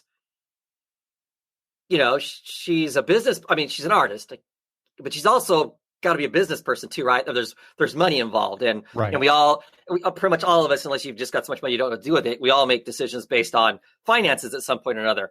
And I would assume that she could have. My thought is, I'm like, wow, you'd think you could continue to have enough control over it that you could sell it as an animation in a way that you would still have enough control over it that you would be comfortable with it and be able to make a bunch more cash, right? But I know it's almost like she doesn't want. Right now, she feels like her audience is the people she wants as her audience, and that if it becomes an animation, that she ends up with this audience that she, I don't know, doesn't want. And that's just my interpretation of what was said. I don't want to be putting words into her mouth because I'm not. It's just I just thought it was really a curious kind of a thing, and just I'm surprised, and I'm also just surprised that this book has basically won the award. Just about in every one of this whole year's worth of awards things, for whatever that's worth. So, I like I've said before, I've read the first volume of it and really enjoyed it, but it wasn't something where it's like I have to read the next one. Right. It's Uh, slow moving. It's really slow moving. Reading it in singles, yeah. it is. Like I said, I enjoy it. There's really intriguing things that are going to happen and whatnot, but it is a slow march to wherever it's going. It's Mm-hmm. And I mostly am reacting to the book from just the visual level, not necessarily the storytelling level. right. And maybe that's why I didn't feel like I needed to go rush out and get it. But like I said, it's a beautiful looking book. It's there's not much out there like it, or Right. maybe not at all. I don't read everything, so I don't know. Right. but the stuff I have read, it's unique, and I can totally see why it would win a bunch of awards now. Yeah. So let's see. Next up, a digital book of the year, which Travis would never know about. Barrier by Brian K. Vaughan, Marcus Martin. And I know that book though. Vicente. What you do know about that book? Yeah, I mean, because they put out part of it as free comic book day. Oh, So right. Yes, they did. So it was in print. Wait a minute. Then how did it win digital book of the year? Because the whole book is actually in digital form, right? There's no purity in these awards. It's one of those pay what you want for, right? I mean, isn't that one of those Bendis? That is, the panel syndicate. That's their model. Yeah. Yep. Best children or young adult book: The Prince and the Dressmaker. Looks like this is a tie. The Prince and the Dressmaker and the Tea Dragon Society. These are from First Second and Oni Press, respectively. Mm-hmm. I'm not familiar with those books. And then I want to say, best manga, my lesbian experience with loneliness from Seven Seas. And then finally, best European book, California Dreamin', Cass Elliot Before the Mamas and the Papas from First Second. How is that the best European book? Whatever. Right? That's what I thought. Yeah, I saw that title. I'm like, okay. It's by Penelope. Stupid American. I can't pronounce these other names. Bajou. So, that. Not a subject matter that interests me in any way, shape, or form. So that it is interesting. It's best European book about an American subject matter. Presumably, I mean, we're just going on the title here. Who knows what the book is really about? But that's true. That's true. And like I said, Dave Gibbons won or was inducted in the Hall of Fame along with Roz Chaste, who has done work for the New Yorker, Scientific American, and Harvard Business Review. So, beyond what we think of as comics, right? So that's really cool that they have that. And Dave Gibbons, they only put, Roz got 3 different titles. Dave Gibbons, they put just Watchmen. And, Dave Gibbons has done a whole lot more than just Watchmen. Exactly. He did a lot before Watchmen. Exactly. Yeah. That's weird that but it's the best one, I guess. I was going to say, one is college level subject matter, and the other stuff maybe isn't. So that's right. Okay. Speaking of New York Comic-Con news, so now we're going to get into some of that specifically. Travis, I don't remember. Did you mention this on air, or was it something we were talking about before we started? But Bendis, no, this is not. We have not talked about this. Okay, so I wanted to point out fan favorite Brian Michael Bendis. And we also talked about DC's imprints before, and so we get another imprint. This is Bendis's imprint. It's called Wonder Comics. And it's going to be as was reported, a personally curated line of teen-focused, in-continuity comic books scheduled to debut in early 2019, which includes Young Justice, featuring, I believe, the Superboy, Connor Kent, Tim Drake. I want to say Robin. I don't know. The Impulse. What's Impulse's name? I've forgotten. Bart. I believe it's featuring those characters. But this was the reason it looks like that Patrick Gleason's run with Bendis on one of the Superman books was cut short because they were going to go do this. Mm-hmm. Naomi, which is a book that Bendis will co-write with David Walker, and art by Jamal Campbell. I don't know anything else about that. Wonder Twins, written by Mark Russell of the Flintstones and other books. But that's, boy, just Mark Russell being attached to this makes me want to take a look at it. Yeah, even though I can't stand the Wonder Twins. Because I'm curious, because of course, for me in my head, Mark Russell tackles strong subject matter in mm-hmm. all of the books. I mean, even the Flintstones, which was fun, it still was.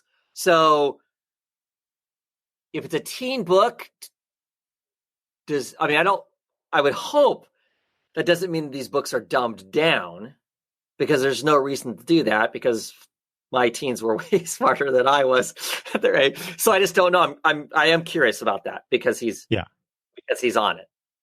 Yeah. Yeah. And art by Stephen Byrne, who did the Justice League Power Rangers, which I didn't read it, but based on what I saw of the art, looked pretty cool. Mm. But is this the Wonder Twins, the Zan and Jaina thing, or is it just they're just using that title to do something else? I don't know. And then finally, for us old fogies, Dial H for Hero, an updated take on the Silver Age classic from writer Sam Humphries and artist Joe Quinones. What do you think, Travis? Any of these books sound good to you? Well, I'm curious about the Wonder Twins. I'm not. I mean, part of me is tempted by the Young Justice just because I like Patrick Gleason's art. I'm not sold on the writer for that book because I'm not a huge Bendis fan. So, I don't know. I mean, I will look at them. They're clearly not geared towards me because I haven't been a teen for a while, if that's the case. I'm curious about the incontinuity of it. Yeah, exactly. Because, as we talked off air, there's quite a few books out that are just super heavy and grim and gritty, reality-based superhero book. And then how do you take those same characters, unless they're in continuity, but they're nowhere else except for in that? So if those characters are nowhere else ever except for in this, I mean, so how does that make them in continuity if they never touch? I mean, it's cute. Why even bother? Cute. Right. Why even bother with the incontinuity thing? They did the Mystic U book. Clearly out of continuity. Right. But just go do something like that. Just say, here's this book over here, and tell some stories with these characters. It doesn't have to be in continuity. We don't have to worry about whether Connor Kent Superboy is replacing, or the Jonathan Kent Superboy, all that crap. It's don't worry about it. Just publish some books and tell some good stories. I don't know why we don't. So this is coming from a person who used to love continuity, and that was one of the things that really drew me into the DC universe in particular, was this progression of the Golden Age characters to the Silver Age characters to the modern characters, all this stuff, and it all counted in a blah blah blah blah blah. I don't care anymore. Just tell me some good stories. No. Yeah, so I mean, that aspect of it, I don't know. I think it was a curious comment. Like I said, I'm like you. It doesn't matter to me anymore. Tell me a good story, and it could just be the most loopiest, whatever. How you going to weave that into the rest of the world? I don't care, because it doesn't matter. I'm curious about these. I think it's interesting to teen. I guess I'm also teen focused. I don't know what that means either. Right. When they say teen focused, that means the characters are all teens, or does that mean they're actually trying to focus? Yeah, good point. And I mean, and that goes. And granted, there's a certain appeal. If I'm a kid, I want to read. Potentially, I want to read superhero comics that have kids in it. Cool. That's a hard market. I mean, of all the markets, I think that's the hardest. I mean, I think it's way easier to go after children who have parents helping them read the books than it is to go after if it's the teen market they're trying to hit here. There are so many other things that are competing for their attention that's a hard market. And what they've also then announced, they already have plans for a second wave of his books, of his imprint. They announced either this morning or late last night. Amethyst is going to be part of, they're going to introduce Amethyst back into the Young Justice book. And then in the second wave, she will have her own book. So I'm like, cool. I love Amethyst. I'm not excited about Bendis writing Amethyst. I can't remember who it was that they said was going to write it in the second wave, but I was more interested in that. So that's not an attraction to this first group of books. But I like that character. It's a fun character in a kind of a fun world. So I'm curious to see what potentially gets done with that. But yeah, they already kind of hinted that there's a second wave. From a purely, we're trying to bring in as big an audience as we can. There's a whole bunch of comics written and basically drawn by a bunch of dudes. If you're looking for that larger market, that's kind of weak. One female-driven character book, I'm assuming, with Naomi, but of course written by Bendis because Bendis is allowed to write little girls, and I don't know. So from that aspect, it's in a world that I feel like we should be moving towards diversity. I know for some people that's a hot button topic or whatever. It's curious that he's curated this whole thing and he doesn't know any women that want to write books under his titles or what. Whatever, for whatever that's worth. But yeah, that's exactly. I saw somebody pointing out the lack of the Wonder Girl character from Young Justice, right? And then also what you just said about the lack of female creators being involved in this lineup. Yeah, I just think it's strange in this day and age. If you're going to do a new imprint, that's supposed to have this kind of appeal that you wouldn't spend a little more energy towards that. I mean, I don't know. Yeah. Travis, I'm going to skip this next thing. Go to some more Marvel Comics news that was announced. So they announced a new Spider-Man title, The Friendly Neighborhood Spider-Man, from writer Tom Taylor and artist Juan Cabal. I noted it because it's Tom Taylor, who worked on Injustice, and I know some other things too. But that's the Wolverine. One. He did the last Wolverine. Okay. Now she's X-23 again, right? Okay. But while she was Wolverine, I know lots. I didn't read that. I know lots of people who absolutely loved his run of that book. That it had a lot of fun stuff in it. He introduced some new younger teenish, pre-teenish, female characters, and there was a lot of fun in there. I am familiar with those characters because they bled over into a couple issues of Kate Bishop Hawkeye. So, and those are his creations, and they were fun characters. So the guy can write fun stuff. I know because he's Australian, and I know that he has written a season or two. There's an Australian animated TV series that he's responsible for too. So it's not like the realm of younger audience stuff is outside of what things that he does. Even though you look at the Injustice books, and those are incredibly dark. The superheroes are anything but. I mean, they murder each other and all kinds of stuff based off of a fighting game. So you think of that and you're like, oh my gosh, it's all this, dark, gory stuff and whatnot. But he clearly has working knowledge of writing youth-oriented type stuff. And and my assumption is that that's what, when you say Friendly Neighborhood Spider-Man, that's more what this is supposed to be, right? I don't know. Yeah. Versus it's just riffing on what Peter Parker always says about himself, and just an excuse to have another Spider-Man title. But Tom Taylor, I wanted to point that out. But I also, because you once were a huge Spider-Man fan. Yep. And I don't know if are you, given the changes recently. So we got Dan Slott went away. It is God.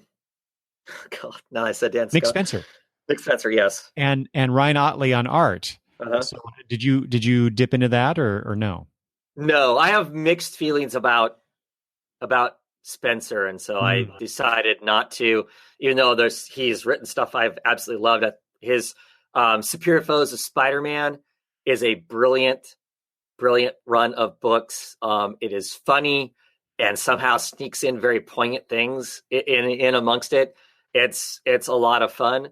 But no, I was gonna.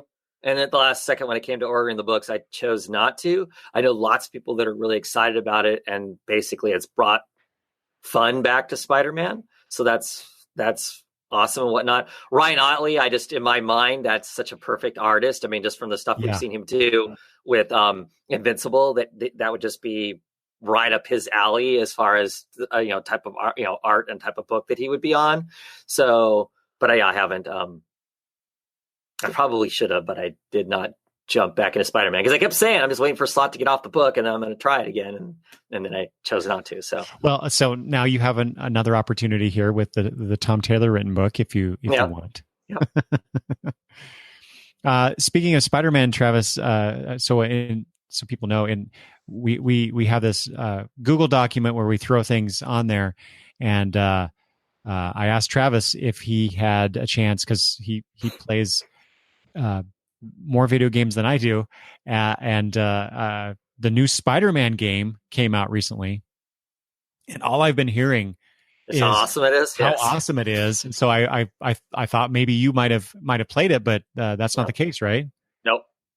So I'll let you know, Travis. As of yesterday, I went down to my brother-in-law's to pick up some stuff, and he was playing it. Oh. And so I got to sit down for about half an hour, watch him play the game. Oh my God. Right. It looks like so much fun. Well, I just hear it's awesome because here's the thing is all Spider-Man games before this have all been based off of movies. So you have to kind of follow some movie plotline-ish sort of a thing. This is a game that's actually written to just be its own game. It's got its own storylines, its own thoughts, its own whatever. And to some degree, that alone, I think, makes it a much better game than what has come prior to it. It just, I see lots of screenshots for it. It just looks like tons of fun, which is what a Spider-Man game should be. Tons of fun, right? Yeah. I mean, visually, it just looks really cool. The fighting, the web slinging, fighting, acrobatic part of it is just awesome. Yeah, I love watching him walk down the street giving people finger guns at people and stuff. I don't know. It's all the cute stuff that I think is fun about the game. So yeah. So anyway. I'll be playing it. My kid rents. He has a GameFly subscription, so it's on the list. So when he gets it, we'll be playing it. Yeah. Seeing that. So my brother-in-law also has that, and so he actually offered it to me next weekend. If I come down and get it, I can borrow it for a while. Nice. So I'll get to play that.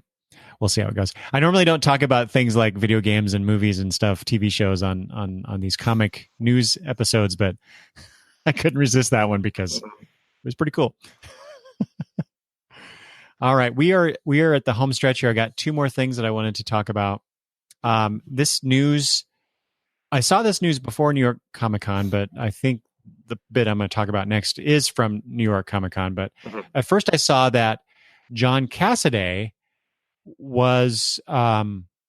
has joined Humanoids as their chief creative officer. And I'm like, oh, that's interesting.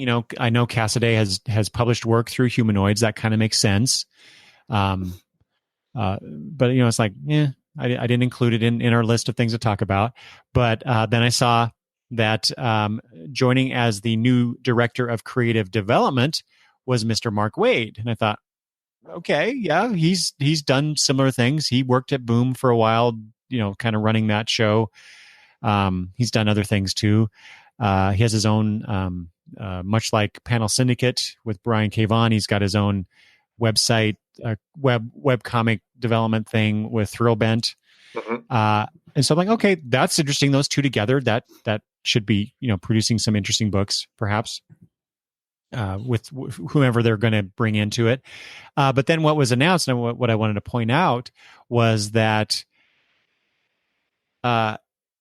Humanoids is now launching as they say, a major initiative next year to publish original comic book stories written and illustrated by some of the biggest names in comics. And so they unveiled H1, an imprint, yet another imprint. We're talking an awful lot about imprints these days, Travis. Yes. But this one is featuring a shared superpowered universe with all new characters and stories. How are you not excited about this? I don't understand. You said on Twitter, "Oh, I just don't care." I'm like, how? How is that?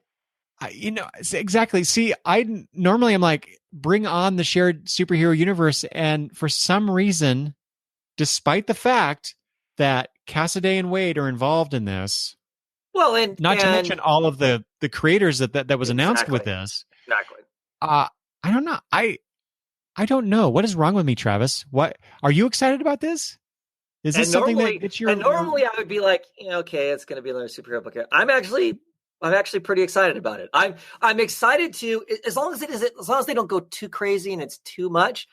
Part of me is kind of excited if it's a small superhero universe picking up 3 or 4 titles that are all kind of connected in some sense that I can. I mean, there's no way, right? There's no way to get the Marvel universe, or I'm not going to. There's no way I'm going to get the whole DC universe. It's just too big. It's too big of a whatever. Now it's you have to pick and choose. But if this is small enough with enough interesting people doing enough different books, it's all fresh. I get to see them. I get to potentially see a world start from nothing and become something. I don't know. I'm excited about that. How often do we get the opportunity to do that? You don't. And how often do you get the opportunity as a new reader to get in on that? We have that experience now because we've been reading like DC for as long as we have. We feel like we've been around for all of it. But what comes around goes around. Right. I don't know. So I'm just curious to see what and these are interesting enough people with enough artists that I like, and I'll be intrigued to see what they do in a superhero world. Yeah, I'm on board. I'm going to check it out. Well, I'm going to challenge you on one thing you said, because it seems like we have had a lot of other publishers announcing new superhero universes. And then not committing to it. Well, maybe, but Action Labs they started doing some stuff. I got some of that. Lionforge has been doing it for a few years now. Yeah, I missed out on that. Yeah. So. Okay. So, I mean, to me, it's like, oh yeah, another publisher is doing this. However, I do want to point out so they have they talked about the core team of H1 architects. So these are the people that are developing this new shared universe. Kwanzaa Oseyefo, sure. Who worked on Black. Yannick Paquette, everyone should know Yannick Paquette, Wonder Woman Earth 1, they say here, among other things. Carla McNeil. Carla? Oh, sorry, you're right. I don't have my glasses on. Carla Speed McNeil from Finder Sensation Comics. Ooh, Sensation Comics. I can go back and look and see what that is about. Working with Phil Briones, Vanessa Del Rey, Cheryl Lynn Eaton, Mike McCone, and Afu Richardson. So yeah, but my question to Travis in the notes was, how excited are you for this shared universe? I mean, I'm not like, oh my God, this is the best thing ever. But I'm curious. I like superhero comics. I mean, that's why I read some of the comics that I read. I mean, clearly I like all kinds of comics, but I like superhero comics and a whole new super world that you can kind of maybe do something different with, or more so, the greater challenge, how do you, what's the superhero world going to look like that isn't what's already been done a million times? I mean, that's a huge challenge. I'm curious to see that. I don't know. I'm, like I said. Well, I guess maybe you're kind of building some excitement for me now. Now that you're evangelizing it. Yeah. Well, and like I said, other than knowing the people that are on there, I don't know if this is going to be some, awesome, experience or whatever. I have no idea, but I don't know.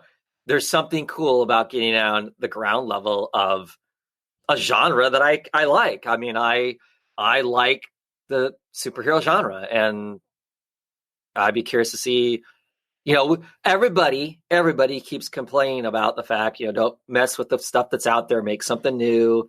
Lots of people complain about that sort of thing. Here's a new opportunity. Very true. Very true.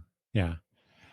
Do you know, I only know Humanoids through the books they publish, the trades and original graphic novels they publish. Do they publish single issue comics? No idea.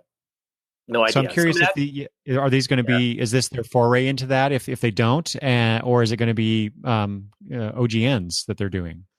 That'll be interesting if that's the case. Mm-hmm. And see, now that may change my opinion on how I want to read it, because I'm a single issue. I like serialized. I like my superheroes serialized. I just do. I don't know why that is. I'm conditioned. I guess that's how I consume those. And so for me, superhero comics, I like reading serialized. Mm-hmm. Mm-hmm. So, well, I don't know. Come on. Don't you think is it mostly that you're conditioned to read them that way? Yeah. I mean, it is. It definitely is. How many superhero books, OGNs have you read, for example? Very few because there aren't that many. True. I mean, all you get is trades, which are single issues slapped into one thing. So it's not the same, in my opinion, as writing something that's. I'm all for a long story that's written and created all in one chunk. As soon as you give me a trade, it's a bunch of stuff that people wrote knowing they had to write a 20-page story with these elements every 20 pages to be successful, and then it doesn't read the same way. Okay, I'm gonna have to dig out some of my superhero OGNs for you.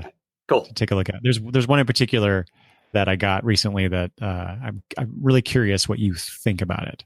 So we'll have to talk about that some other time. But cool. But definitely, I will be now looking at Humanoids in terms of this H1 imprint to see what they're going to be producing and who's involved with what and how it looks. And so it's now on my radar. So that's not a bad thing. I just, like I said, here's another superhero universe. Yay. but I should be more like Travis. We all should be more like Travis. No. Yay. Yeah. Okay. Final thing, unless you have something else new to reveal, Travis. Nope. Okay. This was actually from, I don't know, Friday, maybe Saturday. I don't remember when I saw this, but I left it for last because I like the way it feels. Ending on a I think a very good note, a high note. So Raina Telgemeier has announced recently that she will be releasing her new book. It's a new memoir. This will come out in September. This is called Guts. So we have she's produced Smile. There's another one. Oh my gosh, I can't remember. I'm remembering Drama and Ghosts, but there's another one. Sisters. Drama or Smile and Sisters are about her and her family and what things she went through when she was younger. This is another memoir, I assume, about covering similar themes, but it's called Guts. So I'm like, wow, that's really interesting. I want to know a lot more about this. And then not only that, but then so that's coming out in September. But in April, she's coming out with an interactive journal and how-to guide. So this is Raina Telgemeier's How to Do Comics book. Mm-hmm. And I can't wait to see this. I'm going to get this for Madison, really for me, but for Madison, because she's been expressing some interest in making comics. She's been drawing more. So this, and she loves Raina Telgemeier's work, as do I. I mean, she and I did an episode on the podcast about Smile. We plan to do more. So now there'll be another book for us to talk about. And I just think it's so cool that Telgemeier's putting out new work, one, and then two, I just saw this morning, Travis, somebody on Twitter, I'm going to pull that up here real quick. This is Abraham Reisman on Twitter, at Abraham Joseph is the handle. Who said, I've had multiple conversations with people who work for major brands at New York Comic Con who had never heard of Raina Telgemeier, which goes to show you how myopic the geek industry is when it comes to where this whole enterprise is going. But the fact that they aren't aware of possibly the single best-selling creator currently working in comics just because she makes stuff at Scholastic for young girls is a sign that the dinosaurs may die off sooner than you think. And I just thought that was really interesting because I had no idea who Raina Telgemeier was just a couple years ago until Madison brought home Smile. Mm-hmm. And she's bringing home this stuff, and I'm so like, ooh, you got that at the school library? Let me read that, because I'm always interested in comic books that she's interested in. Plus, I also want to make sure that it's probably appropriate. Right. I assume it is because it's a school library, but I'm always wanting to learn and discover. And I fell in love with Telgemeier. And now when I have conversations myself with other people, they, people who've been reading comics for a while, just like this person on Twitter pointed out, they had no idea. They had no idea. And even if they knew about Raina Telgemeier, they don't know that she is one of the best-selling creators out there. Right. That she's outselling like entire lines. Exactly. Yeah. Not like just single issues. She's selling more than if you take like the top 10 comics that, we always see listed in the direct market. She outsells all of them put together, kind of thing. Mm-hmm. Yeah. Mm-hmm. There's this whole other market that is a secret to a lot of comic book fans. Yeah. But not a secret to the kids. There's that whole other secret market that when everybody starts touting, oh, sales are awful and this or that. No, it's just sales of the things that you're looking at are, not what they used to be back in the grand old days or whatever, but it's there. Mm-hmm. It's there for sure. And I think Mr. Reisman also in a later post on Twitter said something about, what will it mean for the generation like Madison's, who grows up reading Telgemeier's how-to book, and what is that? What kind of comics will be produced because of that? Because that he was saying that Raina's book might just be this generation's How to Draw the Marvel Way book. Mm. I just thought that was a really cool thought, and totally makes sense. And I don't know if I'll live long enough to see the results of this, really, but I hope to. But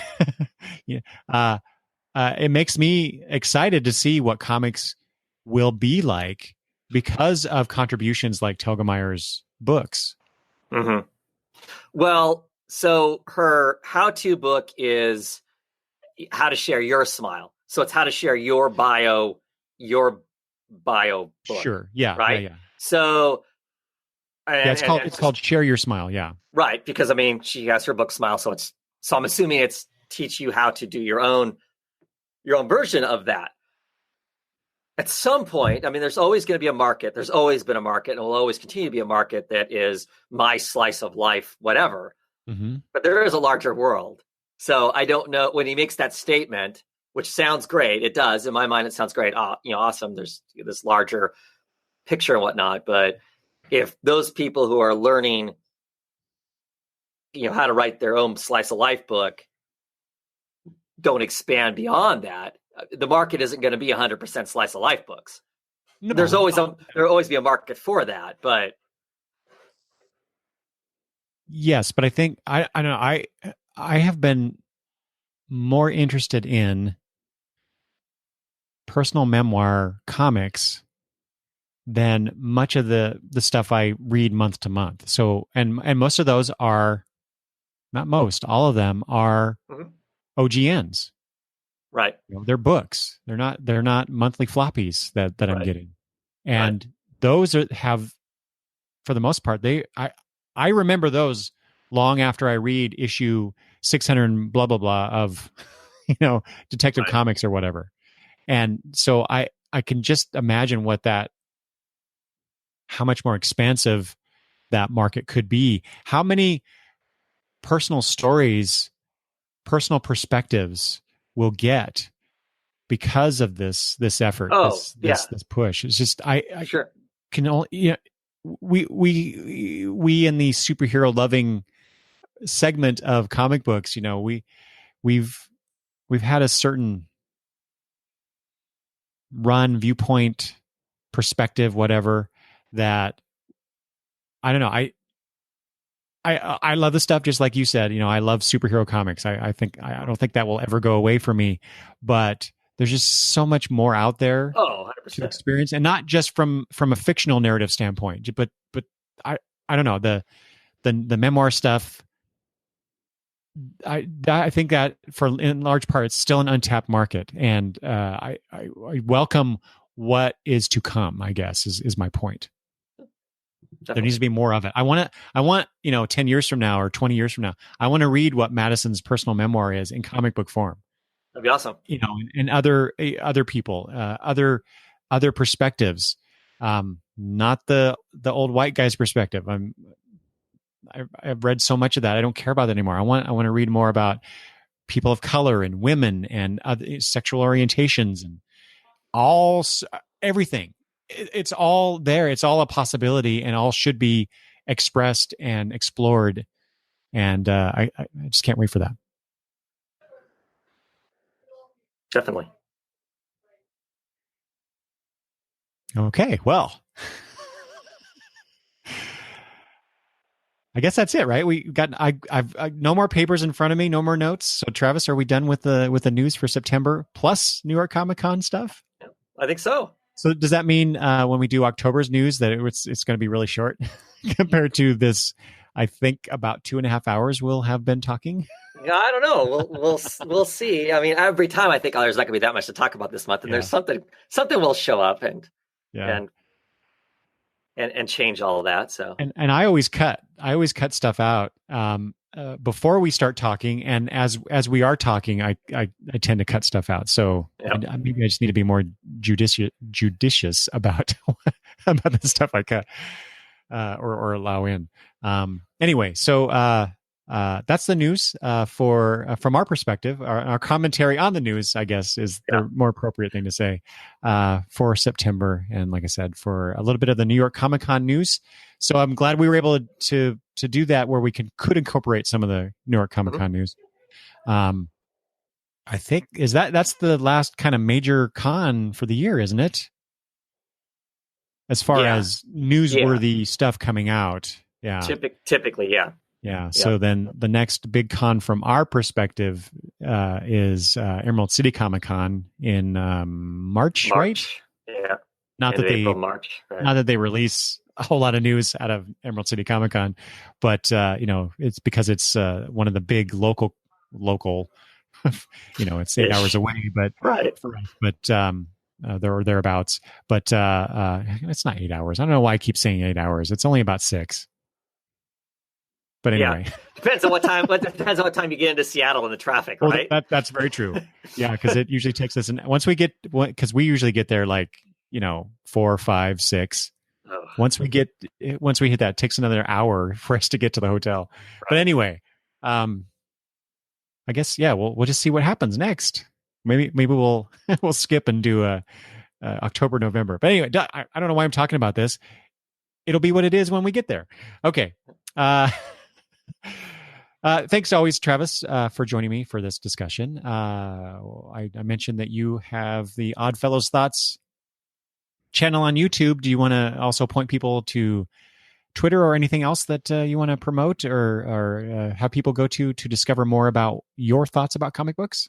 Well, clearly there's the YouTube channel. That's where I do most of my blabbering at these days. And I am on Twitter. I think you can just type in Phil's Thoughts and I'm the one that pops up. Or if you can remember to do the _Gaunt_man, because I refuse to change that now that I've had it for so long. Yeah, you can find me that way and hit me up. Hit me up that way too. So yeah. All right. And as always, people can go to longboxreview.com to find this posted, as well as all of the podcast episodes that I have in the audio only feed. And you can leave comments there as well. You can also email me at longboxreview@gmail.com, or you can converse with me on Twitter at longboxreview. So thanks for joining us. That we had some viewers there, but nobody was chatting with us on this time, unfortunately. So they're all off watching. They're all off watching Doctor Who now. They are all. Yes, exactly. Travis and I are missing the premiere of the new Doctor Who season. So I got to go and watch that, Travis. So do you, and not to mention get some lunch because it's about that time for us. So I will leave you all. Thanks for watching the video. For those listening in the audio only feed, thanks for listening, and we will talk to you later. Bye-bye.